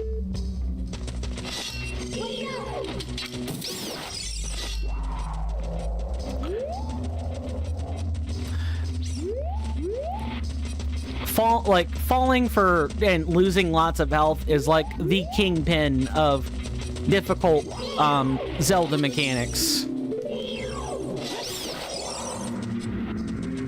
Sure, we can do it like this, and I want to say the Skulltula is on.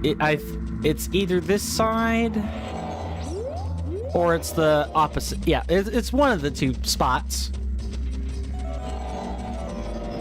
I guess it's on the other side, and I just didn't notice. Or forgot. Forgore, even.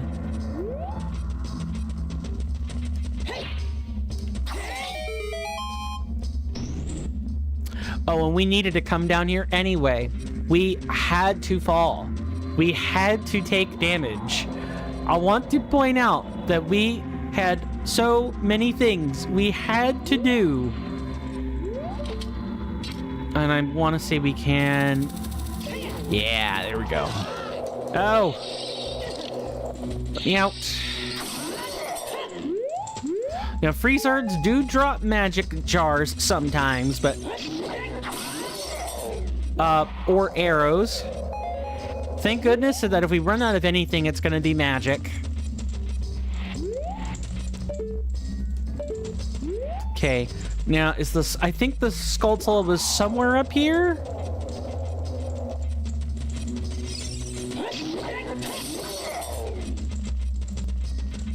Just, I want to say that thank goodness we don't have to actually climb all the way back up.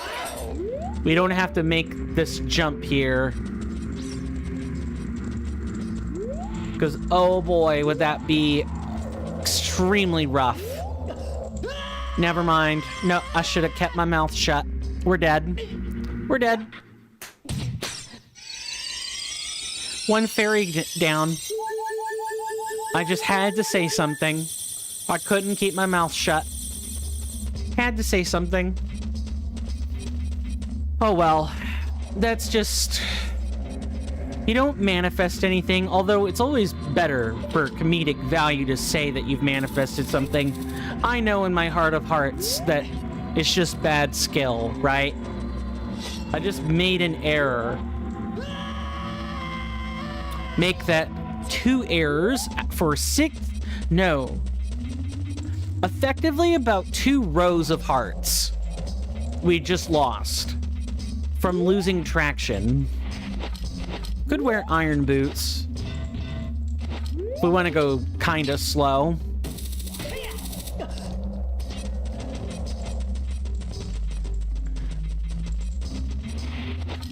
Okay, so they do stop traction, or they do give you traction. That's good. We're gonna need those.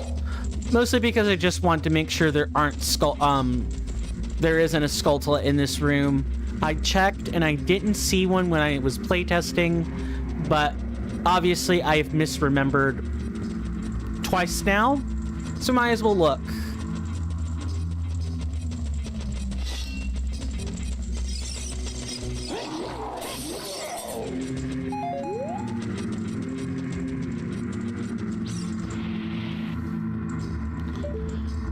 Yeah, you actually had to fall here.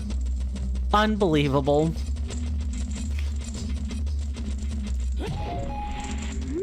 I won't say no to extra arrows. Or fairies.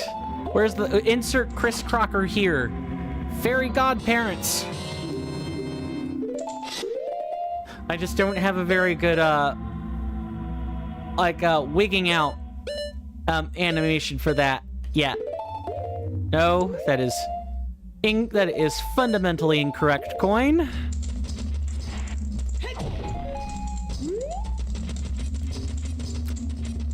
Well, let's go back down here. I'm not dying. And maybe find some cryo slugs along the way. Those are sure to give us some magic back.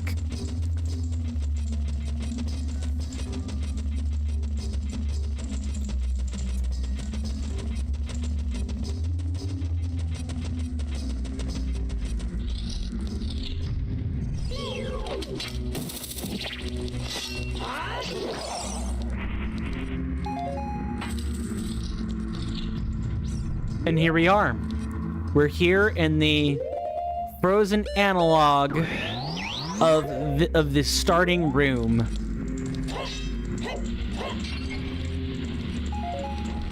We surely needed that magic. I will take it.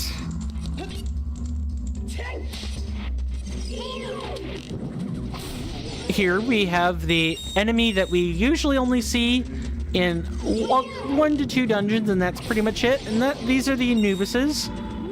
You can get them with Din's Fire, or you can get them with fire arrows. Both work. They have the unique gimmick of where you need to...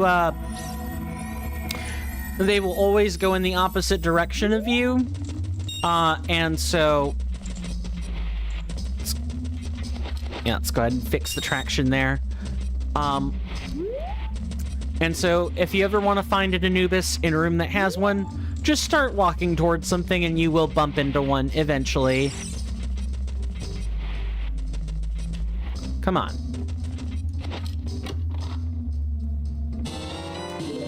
Compass. Yeah, that's not gonna cut it. We'll go ahead and unlock the shortcut back into the second half here. And now we go back into the frozen section. So, what do you guys think? How are you enjoying the gimmick? I want to say it's this left one here. I know you can't unfreeze both. Or maybe you can. And it was just acting weird. It was just the game was acting weird. All right.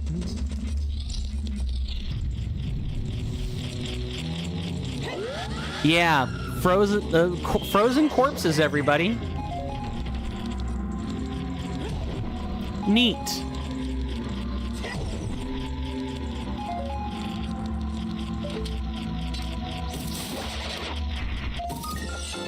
Now, I've been told that there are 125, but I have seen Discord conversations where it is revealed that there are 150 gold Skulltula, so I actually don't know anymore which one it's supposed to be. I would love for people to be straightforward about this.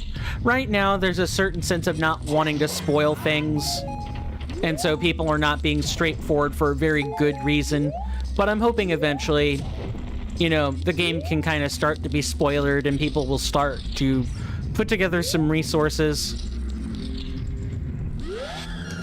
Nice. Nice re-dead jump scare. But if we want magic, this is how we would get it back. I'm pretty sure half is sufficient.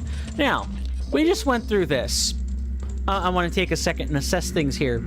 We just went through, right, this loop. The equivalent loop at the start of the dungeon. The first, like, the subset of smaller rooms, right? And nothing happened. We went through the mirror image. That's the other gimmick of this place, by the way, is everything is mirrored. If you notice when we came out of that door to come back in here, like in the starting room of the dungeon, but in this version of it, the cold version, the chain in front that was next to the door was on the left-hand side. In the original fiery version of this room, the chain was on the right-hand side to the right of the right-hand door on the first floor below the steps. So you'd be thinking, well, if we look up there and see that there's a gap up there, but it's on the right-hand side as opposed to the left-hand side, you're getting the idea, right? This place is mirrored. And if you look real carefully, there's one of the devious switches I'm going to talk about. See this? It's a little less devious now, but it kind of sank in and was a little bit less noticeable when I was piloting it for some reason. I think actors move position slightly in this Mod-ROM for some reason. I couldn't tell you why. You'd have to ask Stone or a contributor about that. And I'm pretty sure we want to go this way. Because here, to access the big room, we needed to go through this door. We needed to go through this door. And we're met with the tall room instead. So yes, I'm pretty sure all of this confirms that the place is mirrored on top of it being fire and ice, which is a nice touch. Stonebad did not have to mirror the rooms, but did so to keep the dungeon's congruency in line, because fire and ice are like elemental opposites, and so therefore going through the dungeon backwards just makes thematic sense to me anyway. Maybe to other people not so much. So now if you look down there is the void. This is the giant room with the void out lava that had Dodongo, regular Dodongos and red snappers. Here are the regular blue snappers and freeze arts instead. So now, and I'll go ahead and show this first. He says while wasting arrows and magic. I'm sorry. Am I too far away, game? Is that what you're gonna tell me?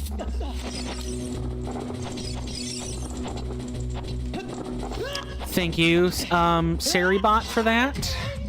Much appreciate the bot ban.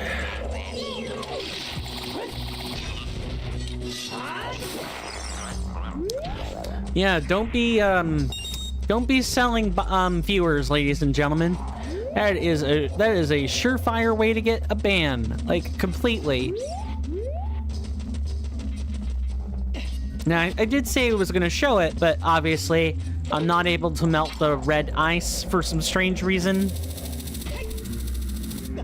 So I'm going to have to try from a different angle, see if I can't melt it.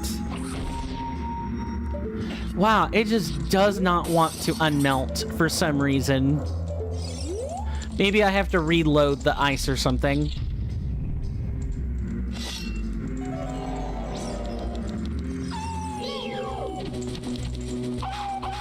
I'm pretty sure it's not the only thing in this room.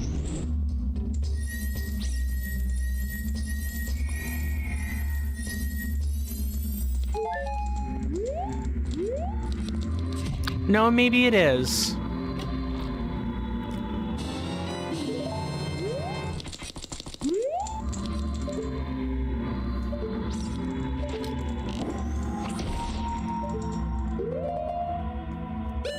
And I don't think you can light up. This did have a torch in it before. I don't think, yeah, I didn't think it had one. What do you guys think about this dungeon? You like the theme? You like the fancy gimmicks? I like the fancy gimmicks. I like the fancy gimmicks a lot. Okay, please melt. Okay, that one melted. I remember only being able to melt one chunk of red ice there, which is fine. If we really wanted, actually, we couldn't even unmelt it. And that is because blue fire. Blue fire is 1,000 rubies, which we cannot hold in our wallets.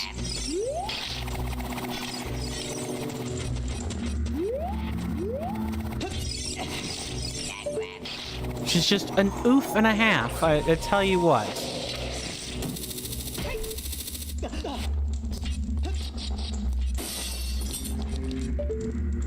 Okay, now there's a cryo slug.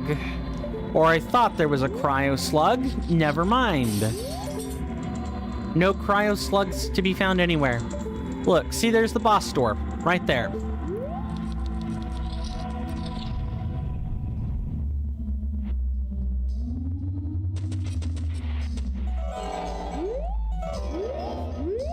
Let's take a moment to get comfortable with our captor, everybody.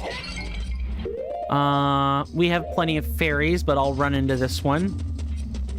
I said I will run into this one. Thank you.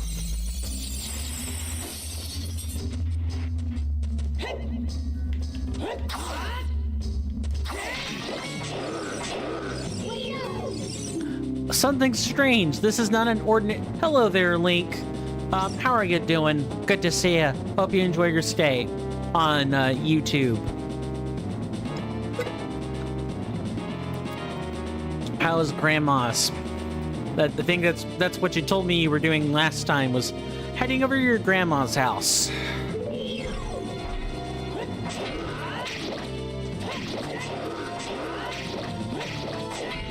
Oh, that was close. I want to say this one hits for 6 hearts, and we'll see red ones later that smack us around for 8. Great, and she had the best pumpkin pie? Good. Good. I'm glad to hear that. Pumpkin pie is delicious. My mom makes a great no-bake pumpkin cheesecake. It's not quite a pumpkin pie, but it's pretty close.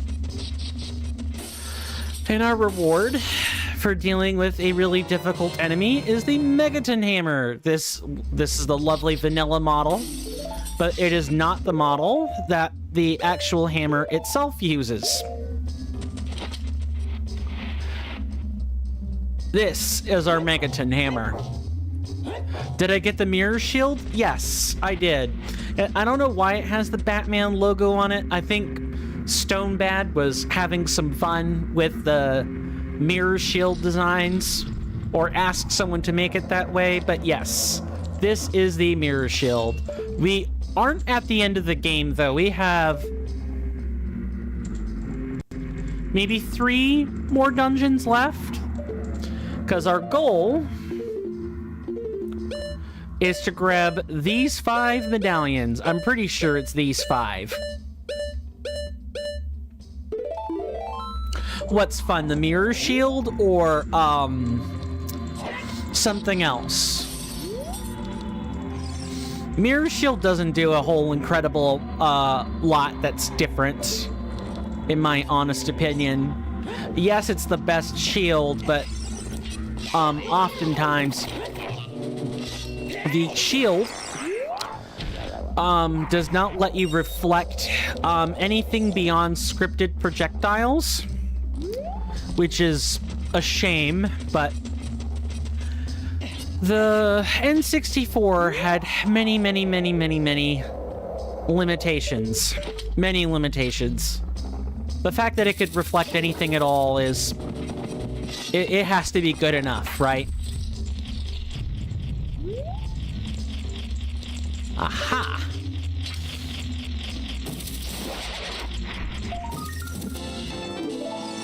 We're actually almost ready to end this dungeon, too. What the creator did when you said he was having a bit of fun with the design? Gotcha. Yeah. The game is supposed to be like half meme and half sequel, because the original Mod-ROM that this is sequeling off of is called Master of Time, made by Don Camillo. It's one of the first Ocarina of Time ROM mods that were made that was like actually substantial. You had like Zelda's Birthday and a couple of others before, but Master of Time kind of really pushed the boundaries on what you could do with modding tools maybe 7-8 years ago, something like that.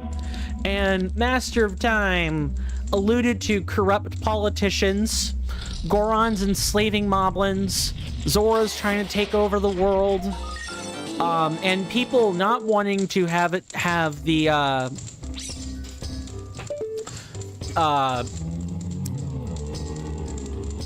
sorry, I'm blanking on the exact statement right now. People not wanting to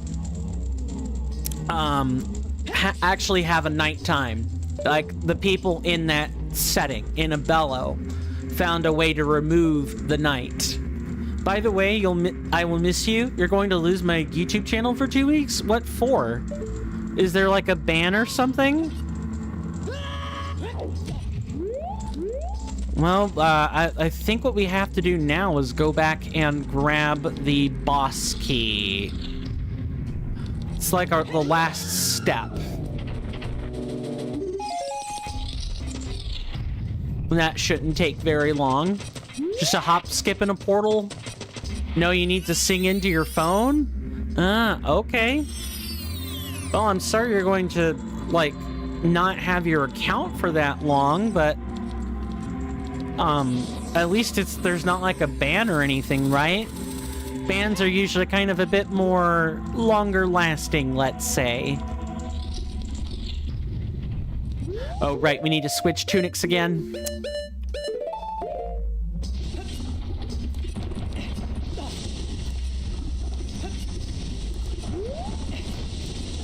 No, oh.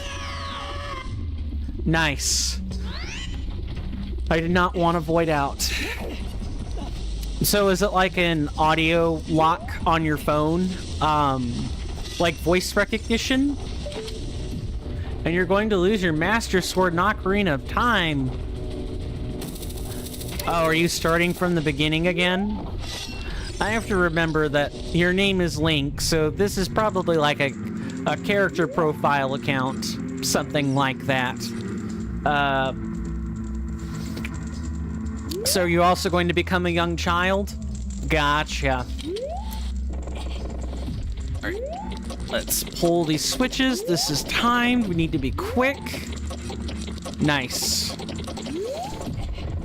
I'm gonna have to focus on this one. This took me like a minute to get.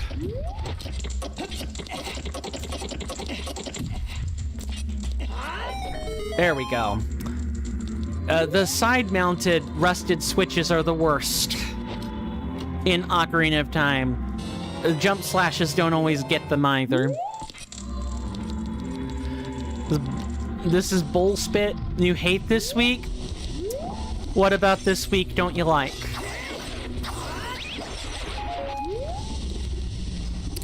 Is it Ganon Zant, or some other enemy giving you trouble today. You need to go to the hospital? Oh god. Sorry to hear that. I hope that trip goes well. And I hope there isn't sickness. Hey there, Rat Roach. Welcome to the stream. Good to see you. How are you doing? Hope you enjoy your stay. Welcome to YouTube. Welcome to Time Lost. Out of curiosity, what do you know about Ocarina of Time ROM mods or Mod-ROMs, ROM-Hacks in general? I'm always curious to see what my audience's knowledge is about what they're watching. It's to the right? The mirroring messes with my head sometimes. What can I say?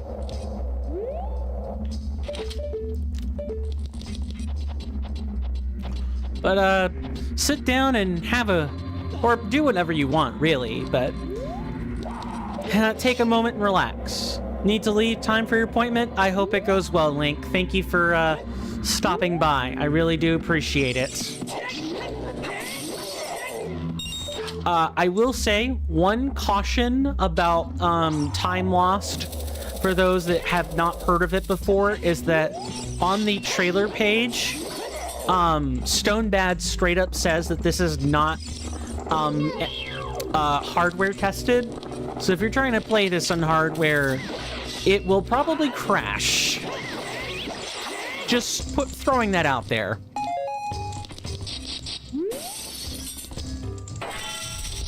Alright, so this is the Fire Temple, so you'd expect Volvagia, right?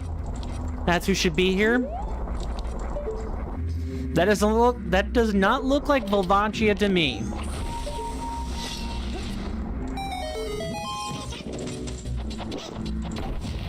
This looks like an Iron Knuckle to me.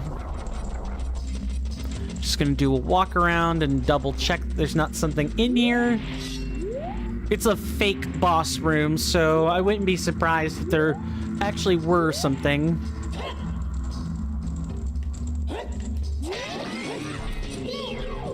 You already start out running, do you? I'm pretty sure this is an electric... Yeah. Nice. And you fall down the... Okay. So this is an electric Iron Knuckle? There, you notice that I got shocked there, right? Nice.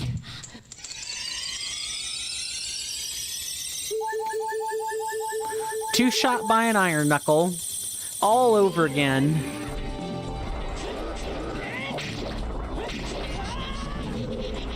That's 8 hearts? Yes, you've heard of it, but no, you've never played mods? No worries. No worries. Well, I hope you get to sit back and enjoy it. Since you've heard of it, have you watched anyone else play it? A lot of people I know... Damn it. This is not going that well, and I did this first try in the piloting. A lot of people are familiar with Souls Midnight, another content creator, who plays Ocarina or Zelda mod content a lot. There we go. And he's covered many ROM mods over the years, and he's just now, or not just now, but he's been playing through this one. A lot of people are familiar with his playthroughs. A lot of people might also be familiar with ZFG's playthrough of this.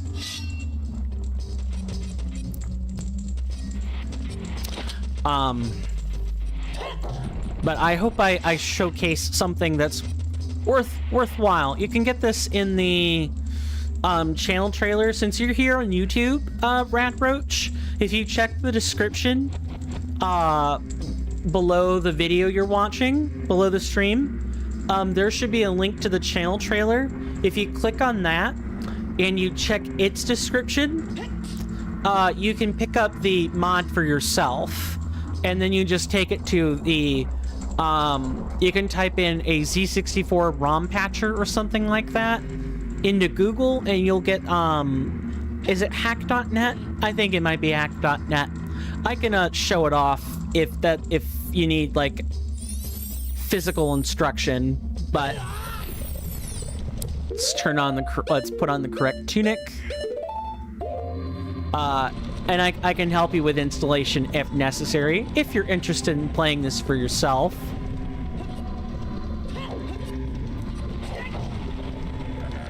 We're gonna have to clear out the snapper. That's the very first thing we gotta do.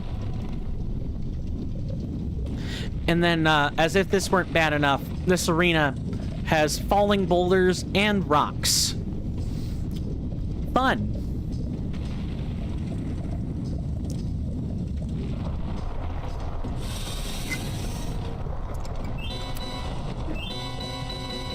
Fire Master Volvagia.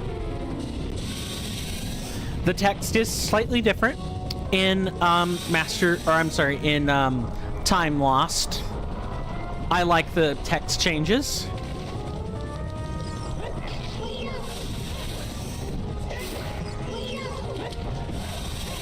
I certainly do not want Volvagia breathing fire on me. That would be really bad.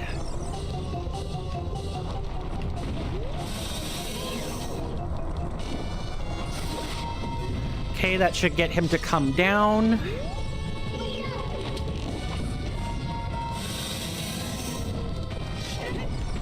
Nice. Yes, I have seen people playing those mods. They look good. I like to think so. This Time Lost has Stonebad and 18 other contributors that all kind of poured into making the visuals and the enemy, the map and overworld changes and everything. I'm pretty sure he's just going to be summoning rocks. Let's sit down here and wait. But there's so many people that contributed to this. You have Shupi, you have Jinosuke. What else? Nice. I want to say Egakur and Seo helped out. The channel trailer has, like, contributor credits. If you're interested, I might not be naming all the correct ones, but there are quite a lot of people that helped contribute to this, and I'm glad that they did. We would not have this excellent mod otherwise. And if I'm curious, how'd you make your way here, Rad Roach? How'd you find this channel? I'm kind of considered a bit of a nobody on YouTube, so I'm always curious to see how people make their way here. Did I happen to show up in feeds, or were you following a game or a tag or something? And nice. I better quickly get into this thing. There are lots of ways you can make it to a YouTube stream, and I'm particularly curious because discoverability on the platform is 0. Like, actually 0? Unless you're, like, specifically searching on YouTube Live, you will never find me. For the most part. Kind of helps, it informs, like my future thumbnail making, tags, so on and so forth. It's playing the long game. That's all.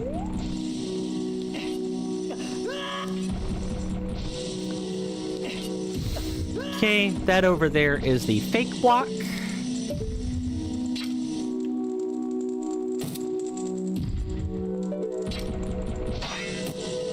I'm sorry. Under what circumstance did I tell you that you could act this weird, game?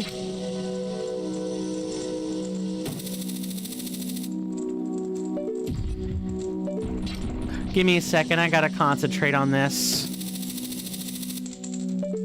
Really?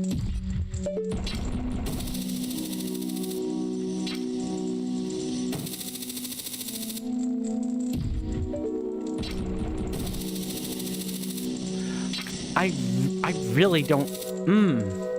Follow the game, you followed the game icon pick, so you found my, I'm sorry. One step at a time coin. So, I assume you clicked on the picture of the game on YouTube, and that's, you happened to spot a live stream? That's really cool. Well, I'm glad you're here either way. Thank you for answering that. You did not have to. That essentially means it was random, but I appreciate the randomness nonetheless. I'm glad that you were here. So I guess a question I could ask, or one question I could ask is, how... I assume you wouldn't be here if you, nice, 100 tokens. I don't even think I was at this point in the playtest.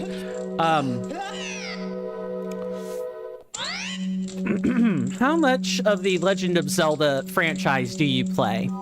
Because that's kind of my audience right now, is people who are interested in Legend of Zelda, Ocarina of Time, and I know that most people that like Legend of Zelda or like Ocarina of Time like the franchise as a whole, so I'm just curious to know how much of it you've played. I've played a fair bit of it myself. I also make it a point to answer to not ask questions that I wouldn't be willing to answer myself, and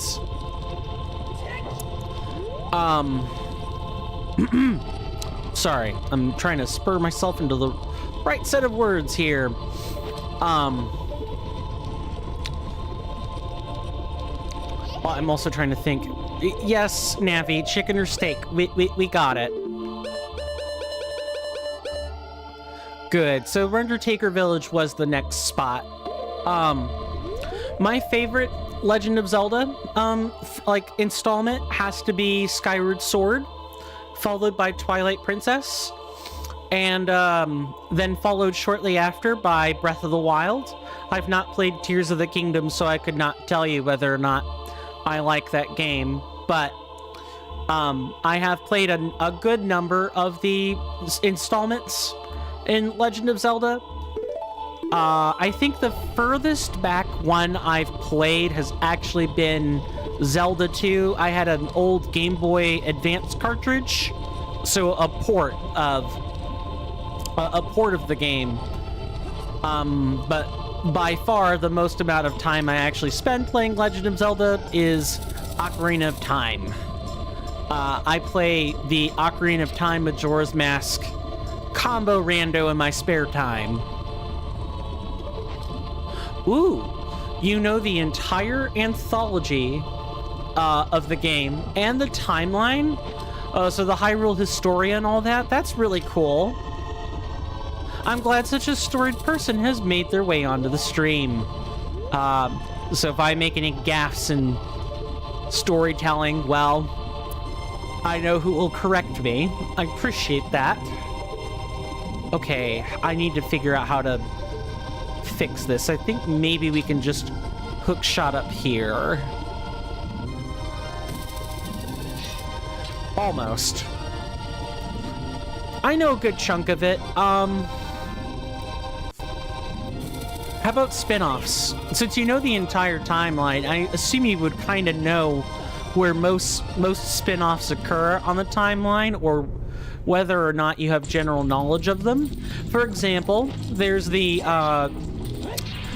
Tingle spin-off of games. There is also Link's Crossbow Training and Hyrule Warriors. Those are some of the spin-offs I can think of just off the top of my head. I have a copy of the Switch installment of Hyrule Warriors, but I don't think I have any of the other spin-offs. And certainly not the Japan-only Tingle spin-off either. Of which I believe there are 2 games in that spin-off series. It's amazing that such a side character that originated from Majora's Mask and Wind Waker would get like a spin-off series. It's pretty wild. Ludicrous even. Okay, what next? We've collected everything out of the graveyard.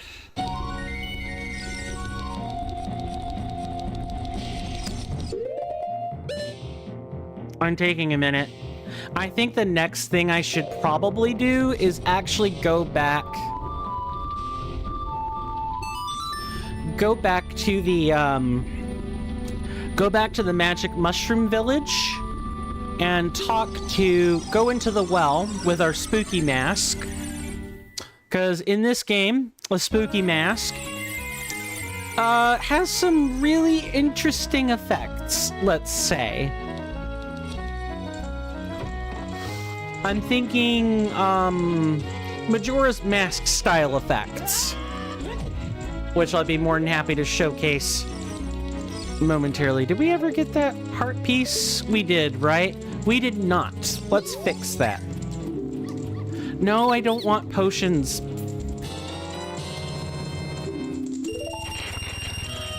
Thanks, Business Scrub. Oh well. It's not the worst thing to fill my pockets. We might as well collect the heart piece while we're here.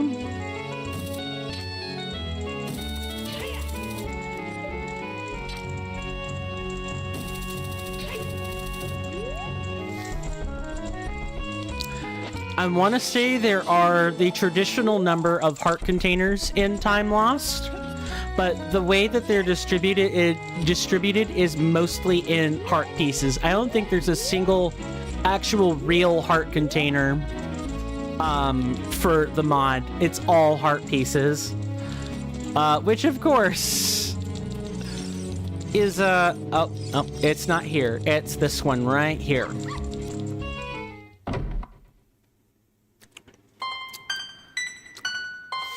Which does make it a little bit more painful to get maximum health. I want to say there's 8 heart containers, which consist of like 64 heart pieces. Needless to say, there are a lot more heart pieces in this game because of the fact I've not seen a single heart container before in the entirety of my piloting. Okay, so what I wanted to show was in the well. I'm going to show this thing and then take the break.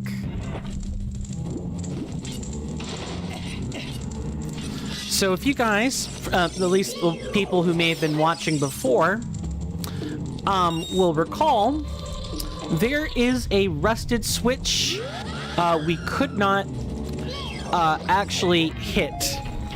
And we needed the hammer for that. Well, we have the hammer now, and it'll unlock all the remaining barred doors.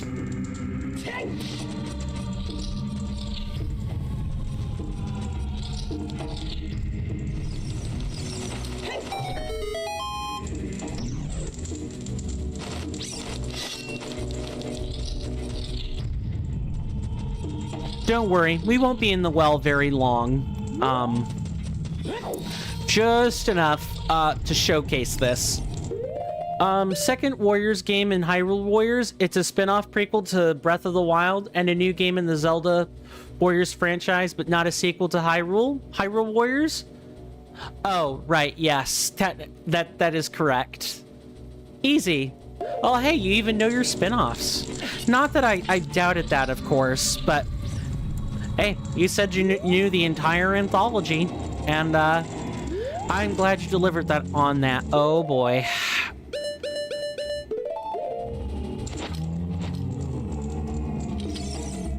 So this is what I wanted to showcase.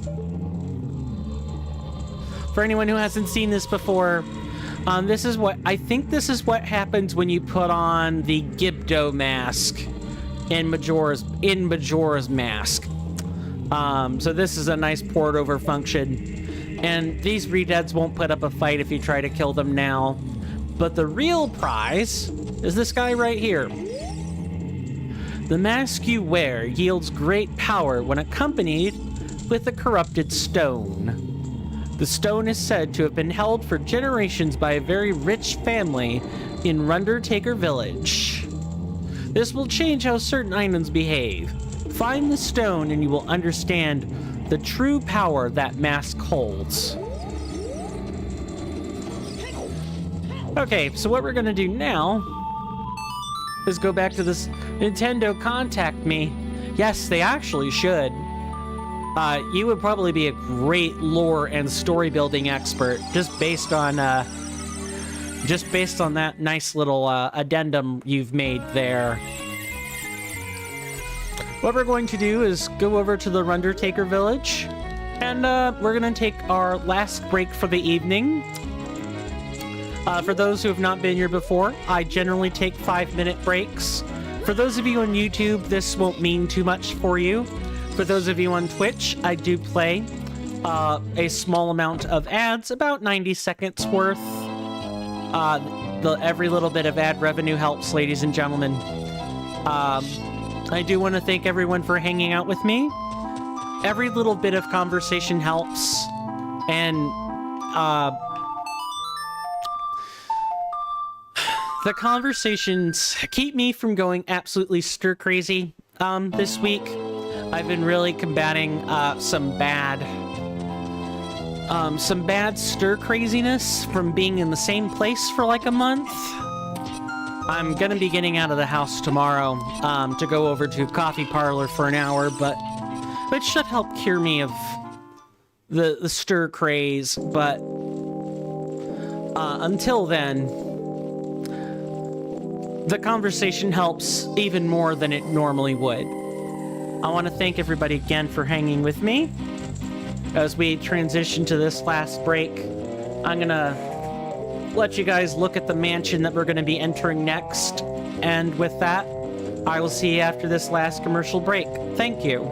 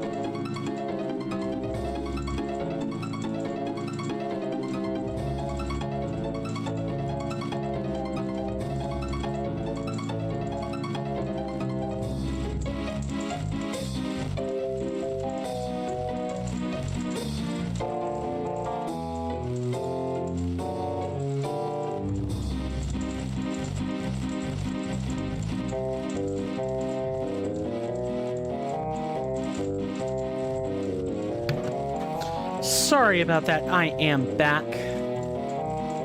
Thanks again for hanging out with me. I needed to get up and stretch and shift over laundry. I think I'm only a little bit late. So hopefully everybody got a chance to get a good stretch in. Thank you, Rad Roach, if you still happen to be here. I was supposed to be going out today to the coffee parlor, but I missed the mark. Forgot that the coffee parlor is open for 3 very specific hours in the morning. And then after that, it's shut for the rest of the day. And the coffee parlor a bit closer to my house, well, by the time that I was ready to actually go to a coffee parlor, well, the rest of my folks weren't interested in collaborating on who would be in the car with me while I drove there and on the way back. So that outing never happened, but I have it arranged for tomorrow. Tomorrow I'm going to be very busy. We'll be celebrating my dad's birthday. We'll be getting him a cake, maybe slightly against his insistence on not wanting one. And he'll be greeted by a retinue of a retinue of friends and family. There we go. A retinue is already a small group of people. Coin. Let's not restate words or definitions every 2 times in a sentence. Really? All right then. I guess we'll try to actually jump the gap here. There we go. But I do normally also try to dress up that way. I like showcasing a certain level of decorum and professionalism when it comes to streams. I treat this like a second job. And so I actually try to take my appearance seriously. At least when it comes to what you can see on the camera. I am also wearing a pair of shorts, but people never see that. It's always the stuff in the camera. But thank you nonetheless for your compliment. It means a lot. And now, if you still happen to be here, Rad Roach, are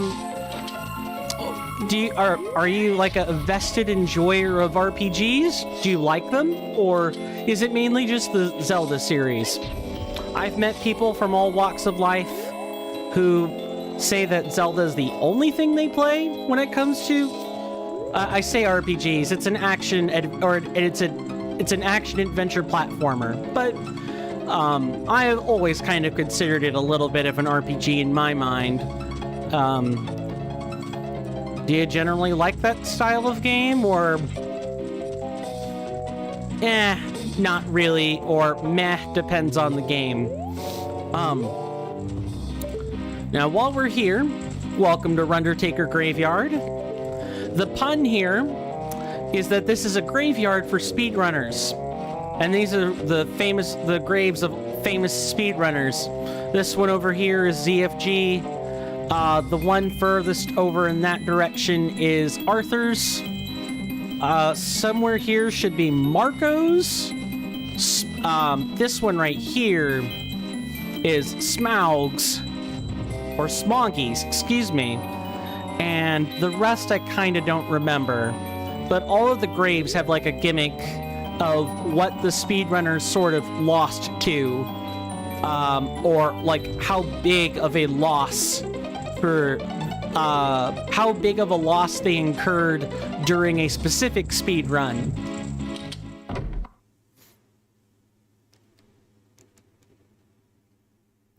Welcome to Rundertaker Mansion. Rundertaker Mansion. There's the infamous photo of Patrick, the French politician Patrick up there. I want to say his list of crimes was mostly that he was corrupt and he laundered money. As it was alluded to that Patrick made his pockets very, very deep. Very, very well lined. Politicians like that, well, they get made fun of. And that's fine by me. Birdie can't do anything. You need to clear all the runners' graves outside. Yes, that's it. Yes.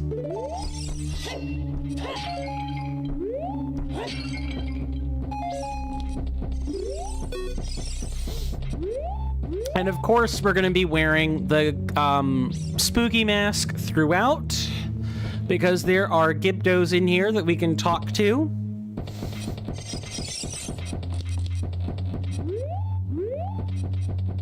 And our goal is to get here to the exit.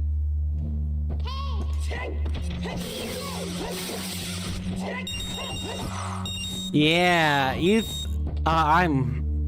what is it, Knight? What is it? This game thought it could get me with the Wall Masters. I got another thing coming for them, if they think that. So every door here is barred. This is a fake door.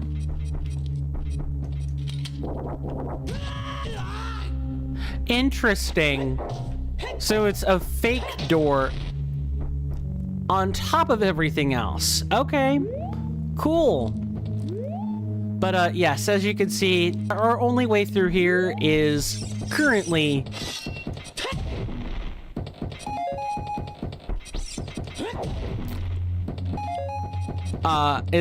this door right here.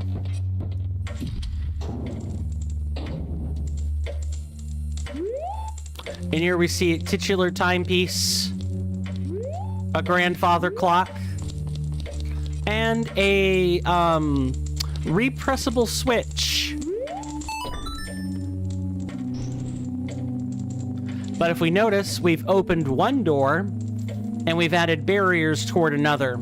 This is going to be this place's sort of gimmick, is that we're always flipping between various room states.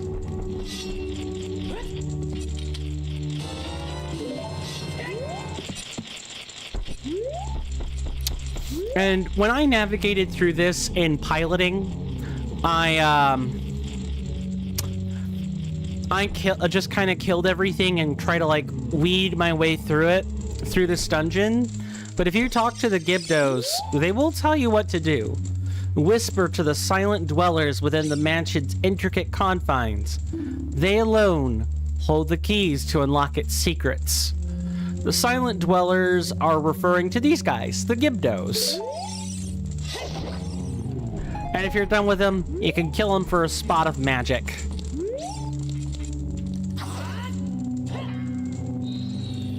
And they're the usual suspects of enemies here.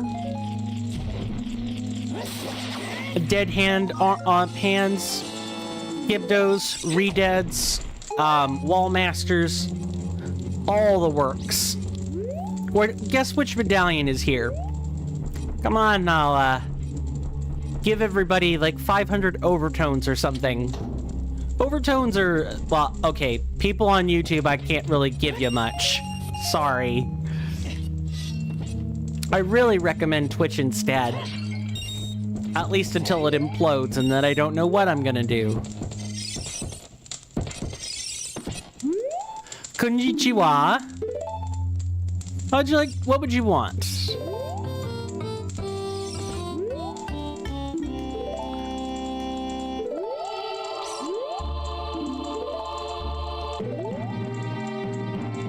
There's a very specific track I'm looking for.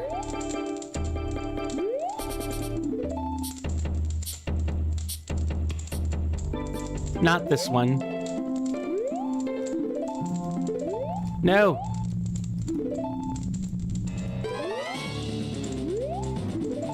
How many tracks are in this thing? And there's some vanilla ones too.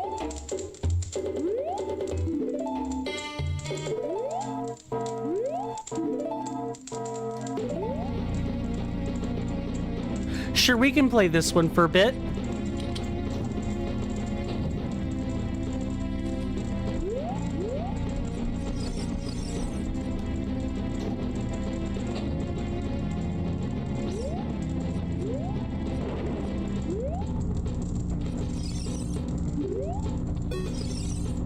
Embrace the arcane whispers of the Undertaker's legacy to transcend the dance of toggles, where shadows betray truth and talismans unlock the key to cosmic symmetry. Well, yeah, that's the gimmick of talking to Gibdos. They're very eloquent speakers, having hundreds of years to form their vocabulary. They too hold many arcane secrets of the English language. I bet whoever was doing the dialogue boarding, or just like writing out all the dialogue, had tons of fun with this.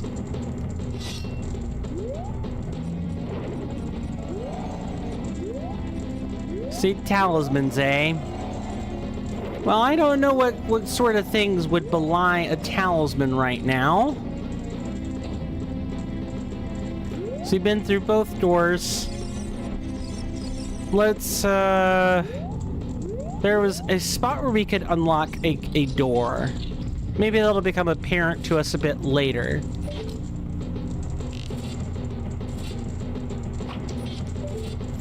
Okay, I want to show you guys something really cool. Not the treasure chest that appeared there.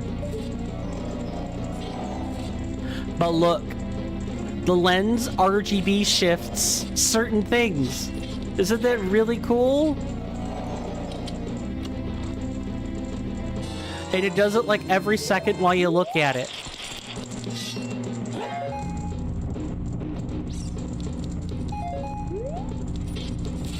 At least I think it's neat. I really have to give huge props to Stone Bad for their art and all the contributors for their artistry in this. Oh, you can also force sudden shifts too. Really, really neat. Really neat stuff. And there's all kinds of art in here. The Undertaker Mansion has just a lot of like gag art, gag photos in here.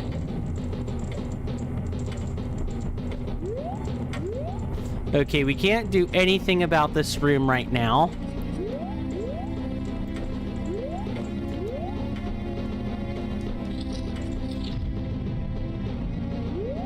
So instead, we're going to unlock the switch state.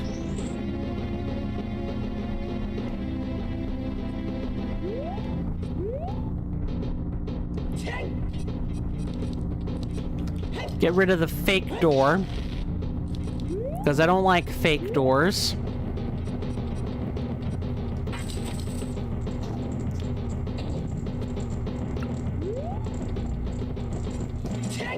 And as usual, we're going to look for more Gibdos.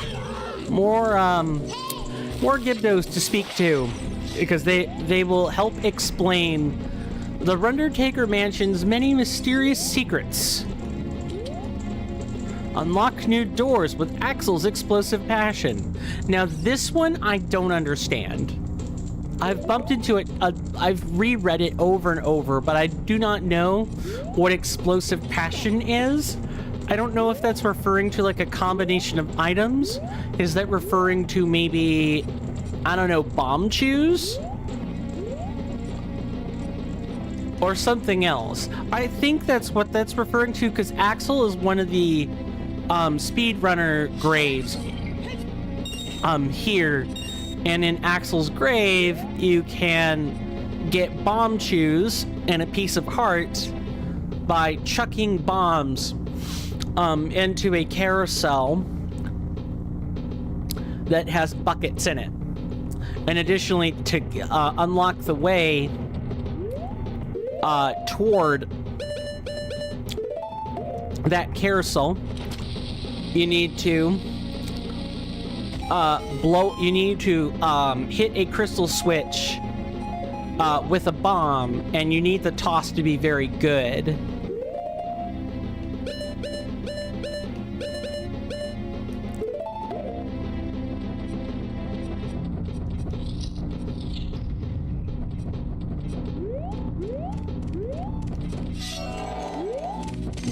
Ah, here you are. He's like, and where are your ice arrows now?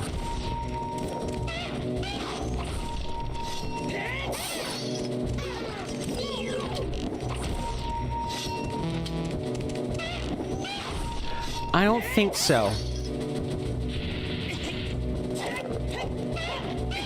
Stop.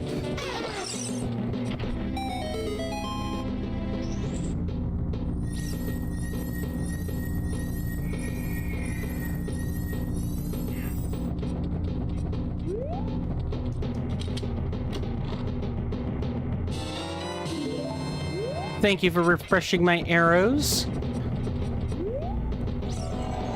And here you make huge use of the 3D glasses. Or the lens of truth.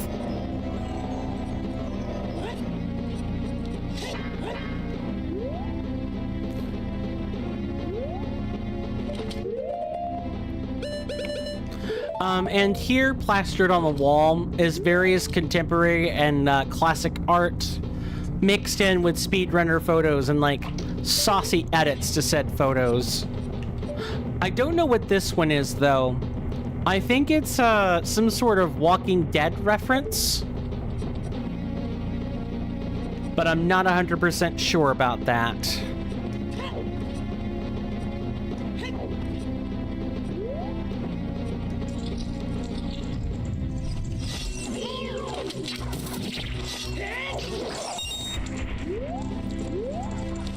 I wonder, can I aim this? Not really. That's fine. So behind the oil tanker is a switch. We're gonna go into this room and see a very classy photo of Marilyn Monroe in one of her various cocktail dresses.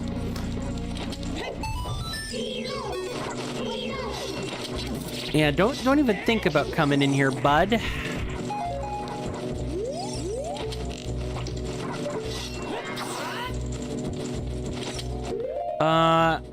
Arrows don't work in here, but I think Deku Nuts do.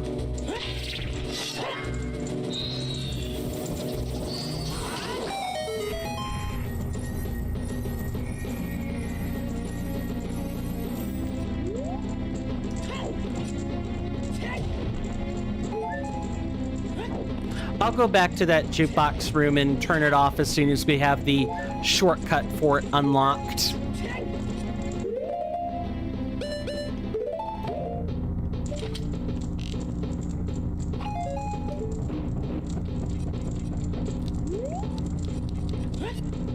Most of the puzzles have been kind of straightforward. They get really obtuse in here toward the end, though. And I would say a lot of the puzzles also have theming going on. So, like, they're tied in with the gag of, you know, talking about all these dead speedrunning records, or these failed attempts at speedrunning that these runners have actually, that actually have it on the record, have that attempt on record as being bad, or something bad just happening. And Stone Bad and Company have immortalized it. In picture and in joke. The Curious Rituals of Smoggy, where Deku Nuts dance in the flames and ranch meets its fate at the tip of a bow. Ranch. Ladies and gentlemen, ranch. Ranch meets its fate at the tip of a bow. What? I know what they're talking about. I'm hamming it up on purpose.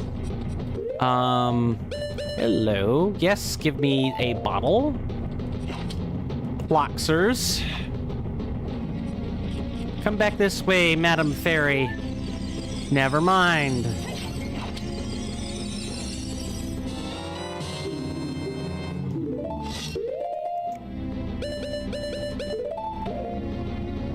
And there are many, many more speedrunners. up here. All of these are like PFP type photos. I couldn't even begin to tell you which ones are here. I know that one over there is Linkus. That's about it.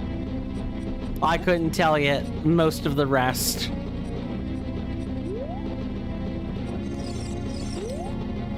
Nice 3D glasses. Now let me be. That one's less nice. What about you? Webs serve as kindling for enlightenment's blaze. Meaning fire arrows. Why so cryptic, bro? You looking for crypto coin, cryptocurrency?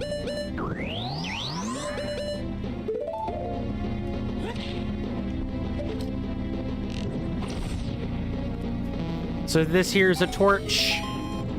We get a key from it, I'm fairly sure. And then branch meets its end at the tip of a bow.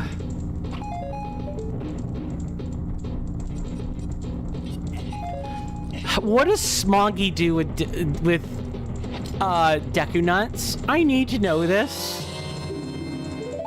Because clearly this is in reference to something that occurs like on stream or whatever. Or while a live run attempt is in progress. This might be just, you know, Stone Bad hamming it up for like no reason.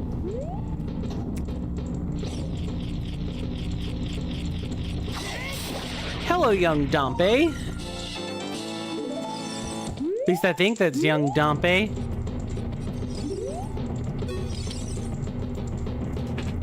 You think you know the Undertaker, huh? Well, listen up, cause you don't know Jack. Them witches got me good. Turned me into a helpless little runt. Spread rumors about the election and claims about ties to that crazy church and that Kirkpatrick. None of it is true. Help me out, please. I'm really not that bad of a guy. Listen, there's something special in this mansion. It's yours. Just gotta find it. Please. If you insist, Dompe.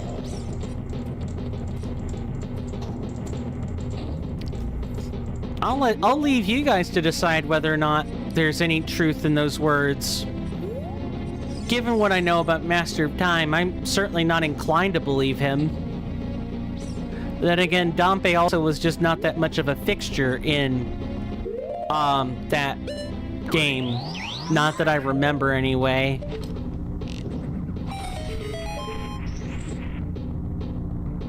Okay, so if we come out here,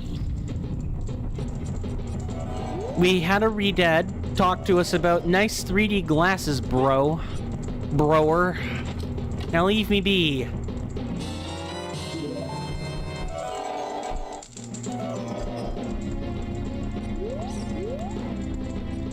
We get...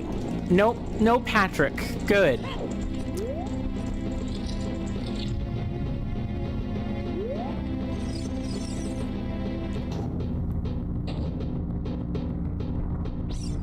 Now we come over here. This is ZFG's portrait right here. Only the most prominent speedrunner to ever exist, probably.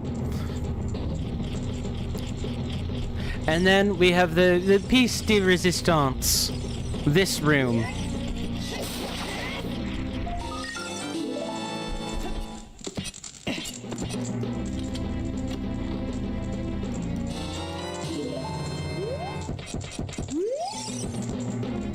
So let's check out some documents, okay? I've been training non-stop for my blindfolded runs ever since my third monitor came in. I think I've heard about something like this before. Looks like this guy watches a lot of Twitch. The real Rundertaker? I have no words. And then we have Monster Hunter. Is this a self-own or self-call-out Stone Band? Hey! No, this one's not. But You can see right through this blindfold. Huh?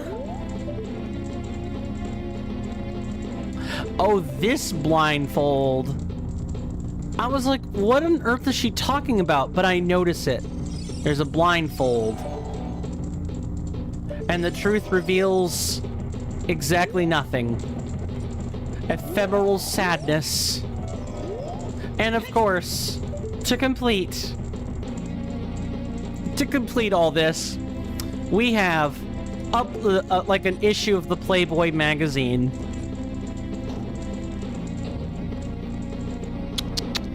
Unfortunate. And then we have... Oh, you! We didn't talk to you yet. Invoke the breath to transcend barriers of glass that once defied passage.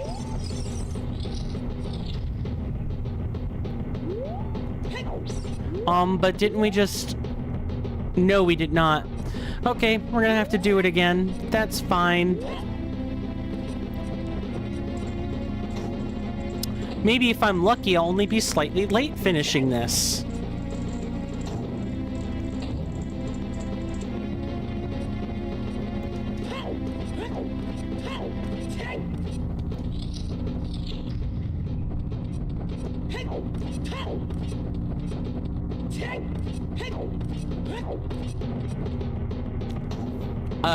We needed to go a little bit farther before, trying to go through the wooden doors. Yuck.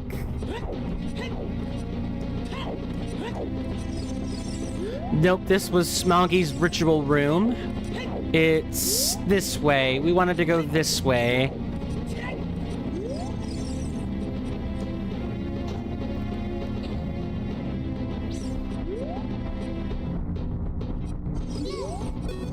Because there was the 3D glasses.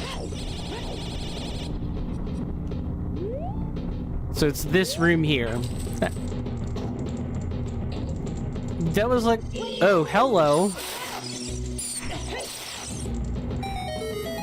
Yeah, that guy is gone. You guys noticed the dead soldier, right? Yeah, he is donezo. Gone. Completely dead.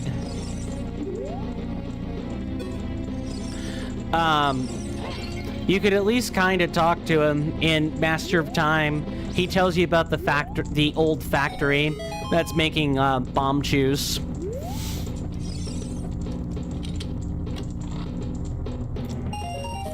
Okay, this should unlock these doors. Yeah, there we go.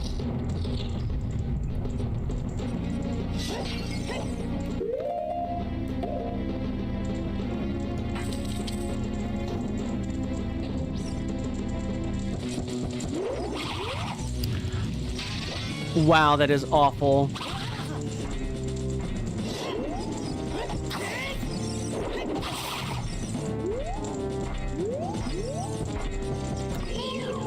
Oh, and you can hear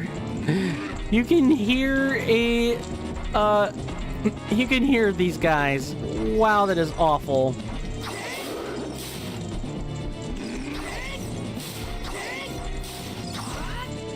All right.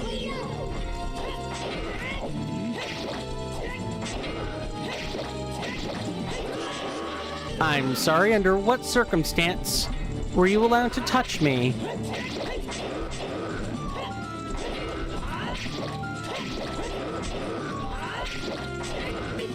Nice. We will definitely be replenishing our fairy supply, ladies and gentlemen.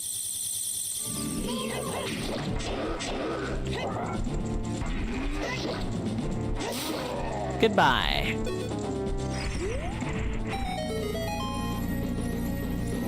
And this room contains probably one of the most interesting interpretations of an item I've ever seen. Ever. But first we gotta get rid of these annoying balloons.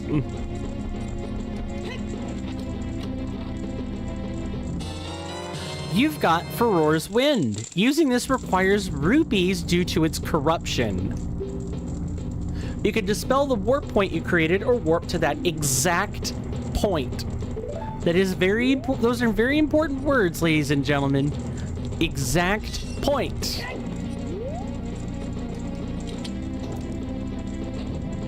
We are now ready to finally revisit this other side.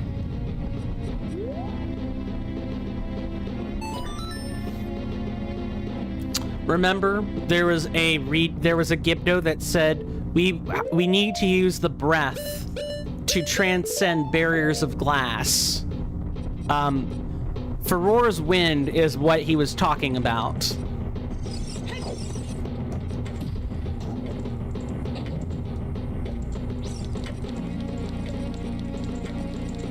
So what we're going to do is kill a Gibdo to get magic. Slightly. But notice we don't even need, or, well, I haven't demonstrated it yet. I will have the opportunity to do that momentarily.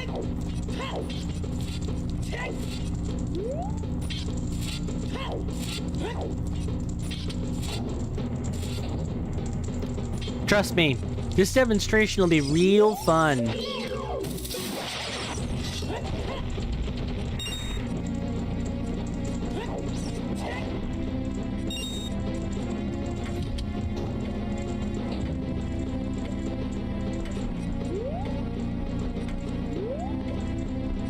Okay, so what we're gonna do is make a point right here.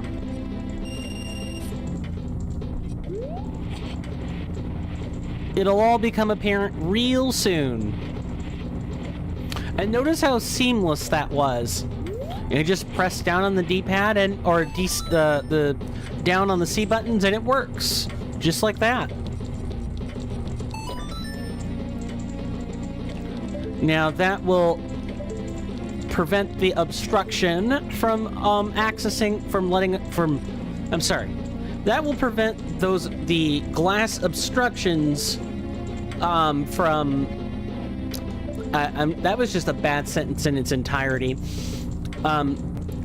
Unpressing that red switch will despawn the glass that was keeping us from being able to access that door.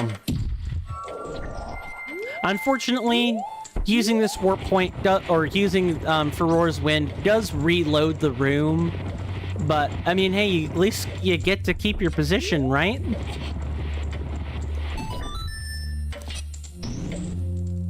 Now that is a very unfortunate that is a very unfortunate turn of events. We essentially have to do that over again.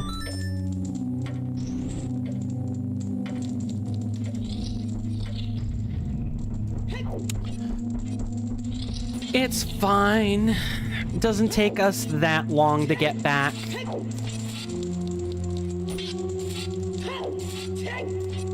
All we have to do is kill 1 or 2 enemies again. It's really not a big deal. I would just like to have not messed that puzzle up. The trick with that is you really, really, really, really, really don't want to be pressing anything after the Armos hits the switch. You just want to leave alone.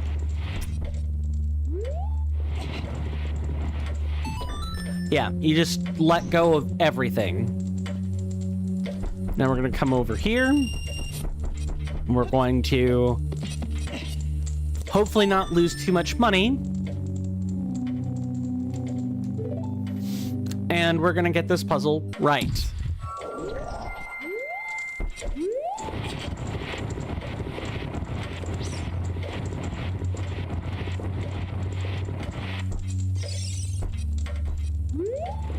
And there actually isn't... Oh my god, I did it again. Every damn time. Ah, I really need to just make an emergent... Or make a second warp point in case something happens. Make that 3 times that's happened. I refuse to use save states for this. I got through it without a save state. I will not use a save state now. That was sort of... I've made that as a sort of promise to you guys. I will not... under any circumstance, use a save state. Unless the author, or the mod author, gives me the okay to do it. Or it says, hey, buddy, save states are required, and you should accept that. Then I will. But until then... Hold on, setting up warp point here.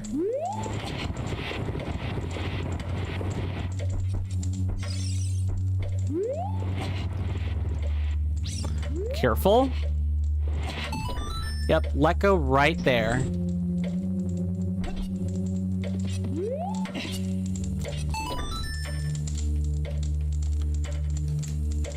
Let's return to the warp point. Oh. Using the warp point, actually, unloads any, like, jukebox music.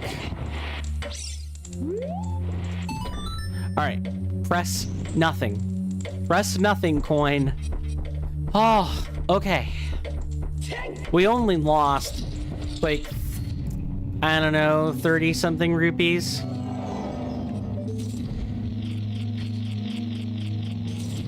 Oh, and look, guys, see that? There lies Sheik. Her dead body is mangled to bits.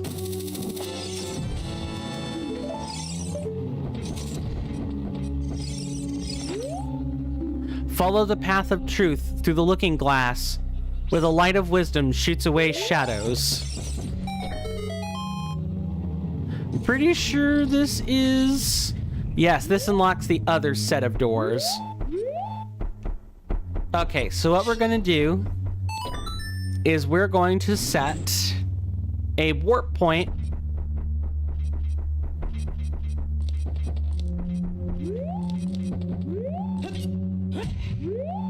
I apparently did not do this correctly. Let's fix that.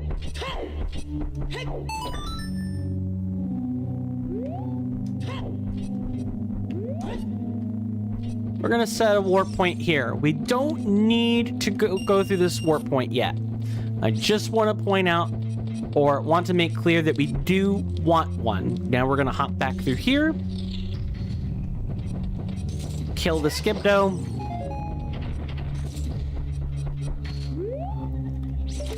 Complete the torch puzzle.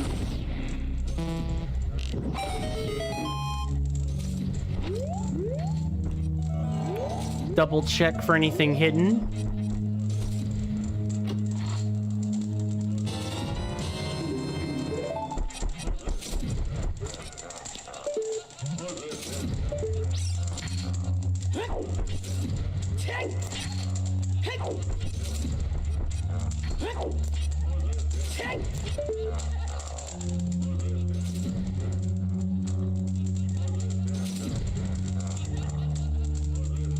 I'm looking for something very specific.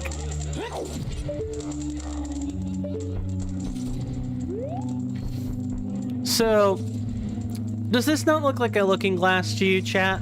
I think it does.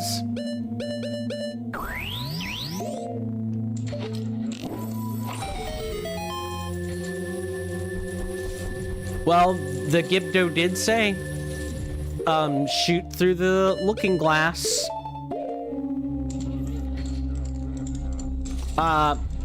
Using the light of truth.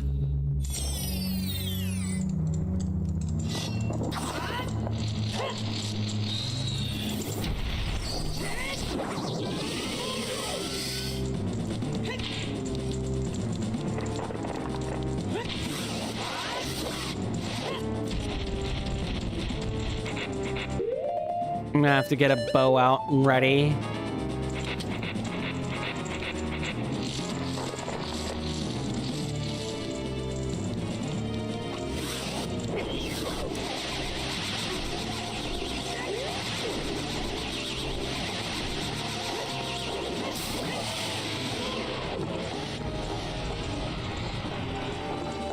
Yeah, welcome to the boss room, when even Goma can be considered a mini-boss. Goodbye, Patrick.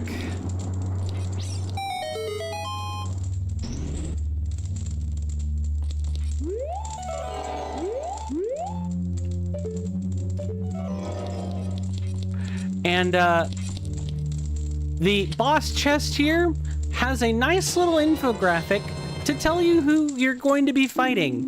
Because I bet a lot of you were expecting to be fighting Bongo Bongo right now. And you're like, huh? Where's the hover boots? I need the hover boots. Well, you're not getting hover boots quite yet.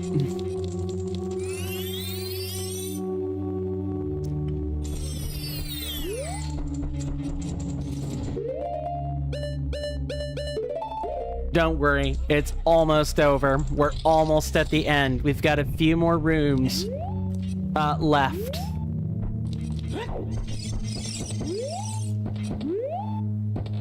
Well, the very last step we have to do is repress this switch.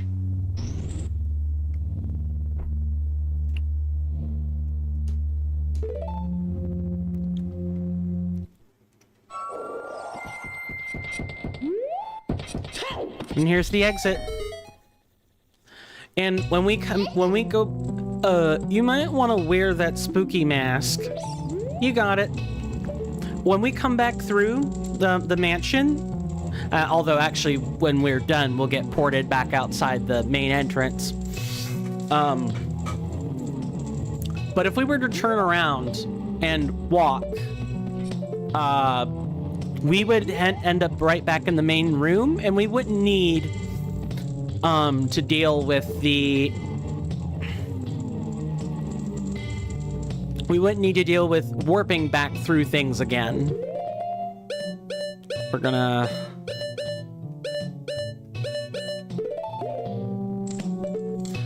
But I'm gonna leave you guys with this funny scene of Redead's dancing in the background because I gotta go to the bathroom. And so I'm gonna take a small break. I'm gonna add probably about 10 minutes of stream time, or until we finish the dungeon, whichever would come first. And I will be right back. I'm gonna play a small ad in the meantime.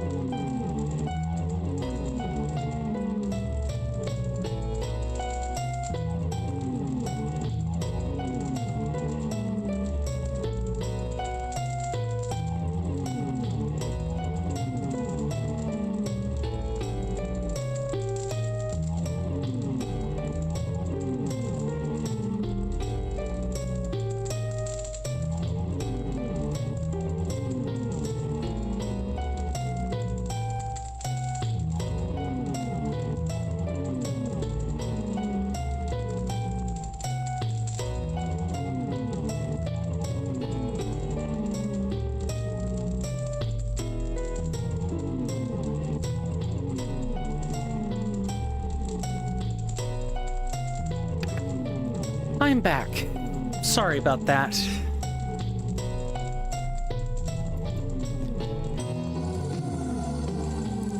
Let's take the last few steps, the last few rooms to really kind of put the kibosh on this dungeon. And here, you'll learn what I learned, which is this Redead here. Ooh, I also didn't even see this in playtesting. After you're done in this mansion, dive into the well, converse with the elders within its depths to unveil the profound mysteries concealed behind the mask you bear. They're talking about the corrupt stone. But this is a shack that I missed in piloting that I will have to go back and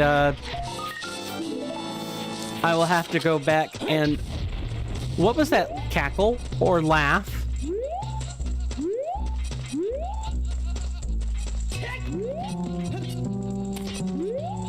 It won't open.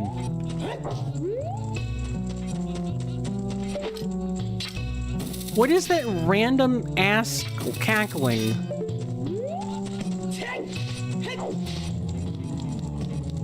I have no idea.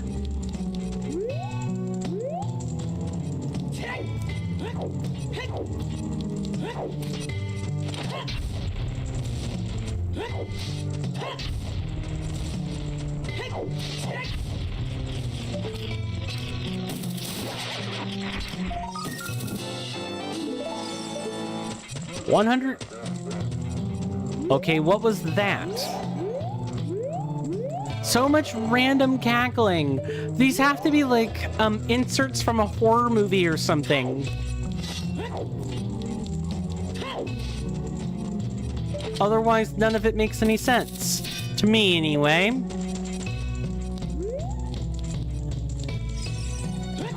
Maybe Stonebad is a fine purveyor of horror film.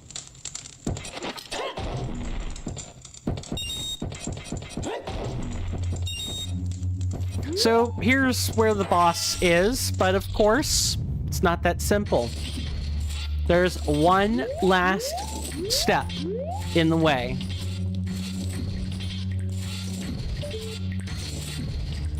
I also never did look up in this room.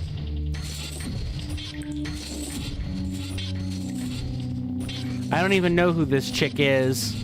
Or dude? Is that like a soldier?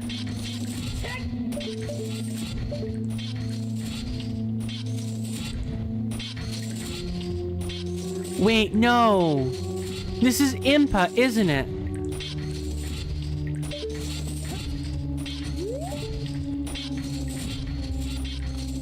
I think it is. Are there triangle boobs? It's kind of hard to say because it's like an emaciated corpse sitting there, or like a somewhat emaciated corpse sitting there, but absolutely grody.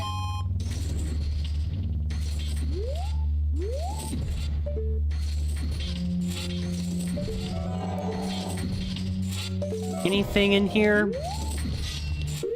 Anything maybe a light arrow could help with?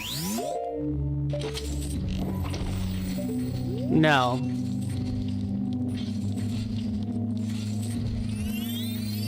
Oh, let's go get our MacGuffin, shall we?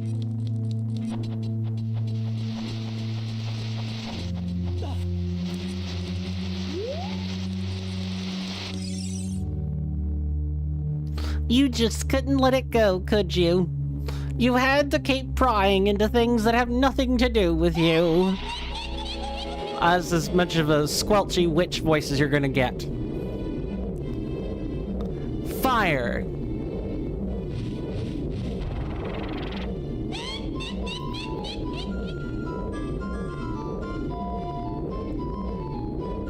Ice.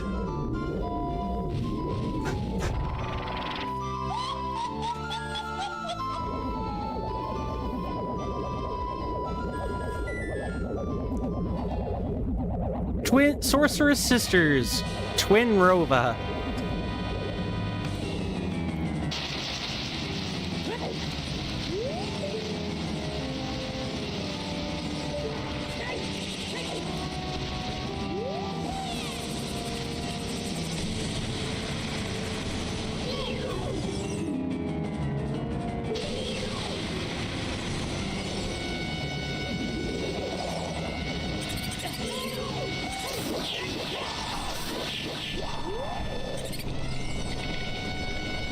That is unfortunate.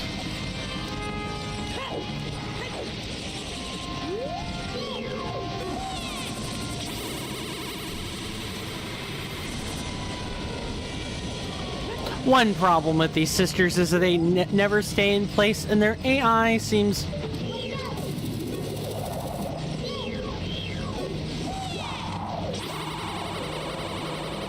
Ah, got her. Okay.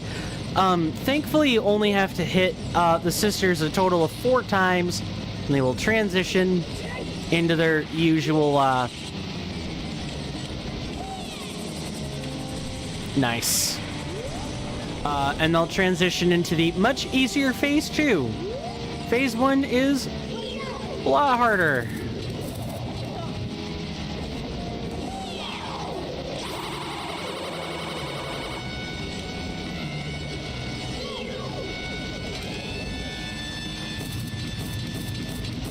One way you can keep them in place.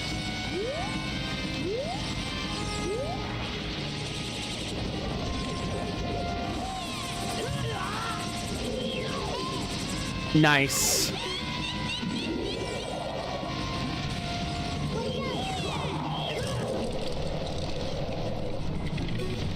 I hate these sisters. The first phase is just so brutal.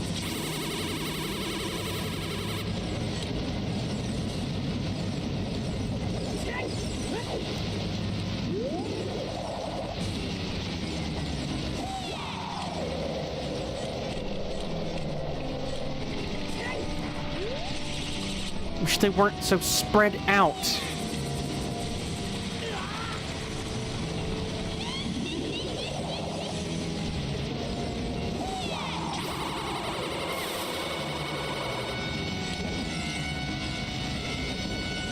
And any attempt to like cheese them out gets their AI to just kind of like not allow that.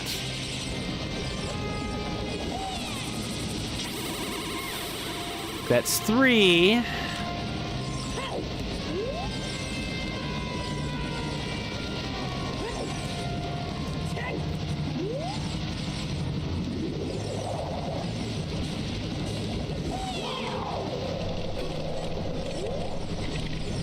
Yeah, she was... See, you kind of almost have to wait for them to just be in opportune positions.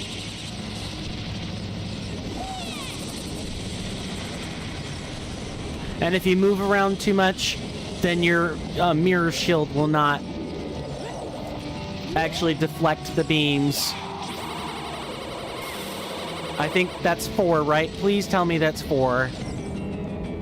Thank God. Oh, okay, Kume.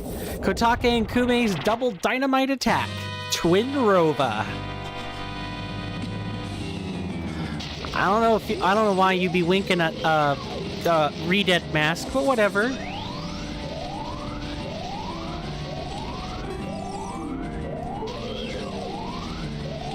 You gonna be doing ice? No, good, good. Ice here? Good.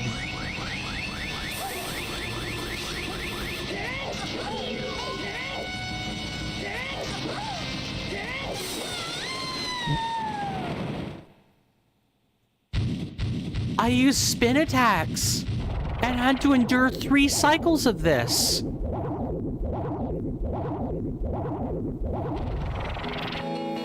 Hyenas? Hyenas, anyone? You're done. This time we'll get serious. Huh? Hey, Kume, what's that above your head?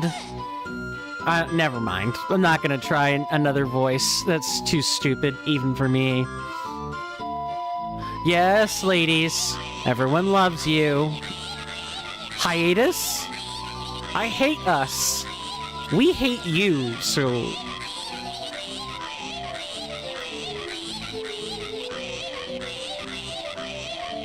Putain. Murd. Speaking other languages. This is like the one objectionable part. They could have... He could have not, or whomever put that dialogue in, could have not very easily not done that, but whatever.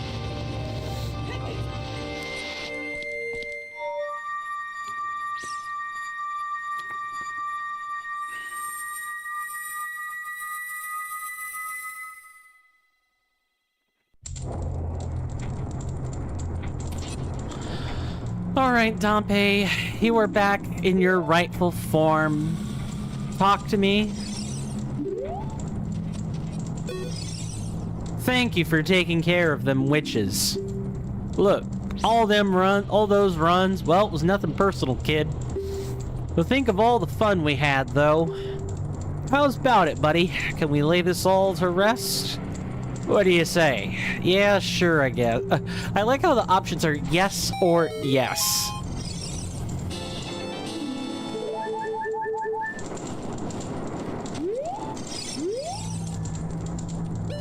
Of course, buddy.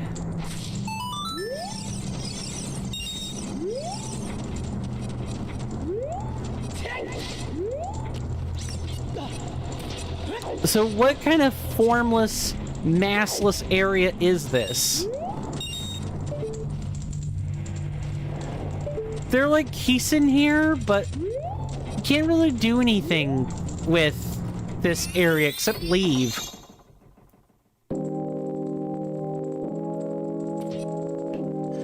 Well, chat, it's been fun. Truly.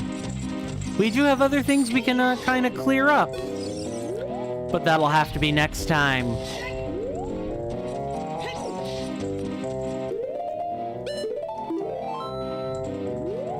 Because if we look, I believe our next port of order is the Emulsifier Ruins, which is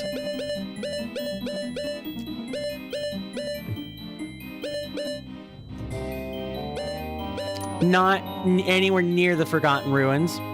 It's probably this section over there. Not toward Volok Village, but toward the canyon that even the long shot couldn't cross. We're gonna need magic beans for that, ladies and gentlemen.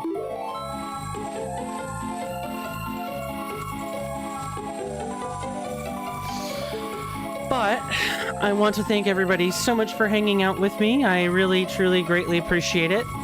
We will of course be clearing up any potential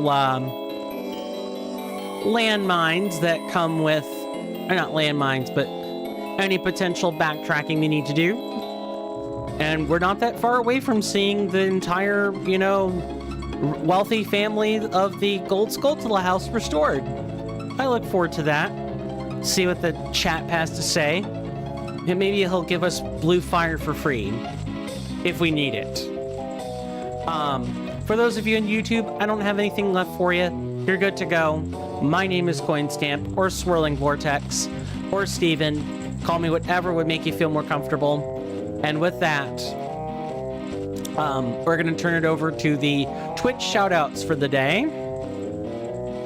There aren't really enough people in here for us to do a raid, so I am going to cut and run. But before that, I do want to point you in the general direction of streamers I find interesting. One of those is Gino Machino.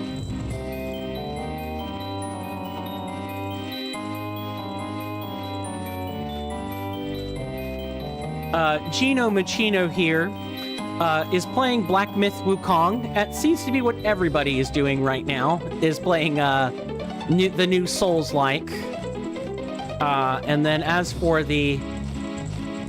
Sorry, he's normally a very chill Canadian streamer. If you're trying to build up a reputation with Canadian streamers, Gino Machino has made it big. He is a partner.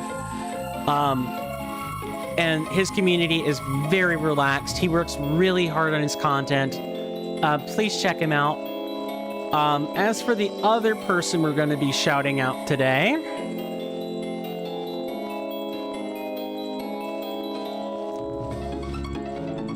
I never want to take an opportunity to miss shouting out people playing Baldur's Gate 3.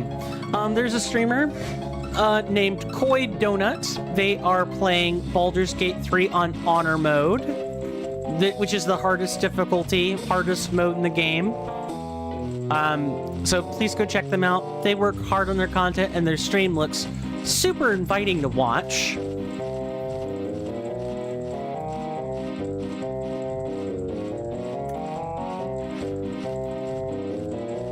Please go check out those two.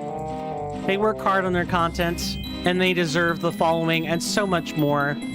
I wish I could say I deserve the same, but I have a long way to go before I think I truly deserve the same amount of perhaps respect that most streamers do. I don't really have well-crafted content. My personality is not that great. I'm better when I'm with other people, but even so, I'm kind of I tend to like to play foil to people, because I think groups almost always need some kind of foil. Whether that be the streamer or another prominent personality, having a foil is good.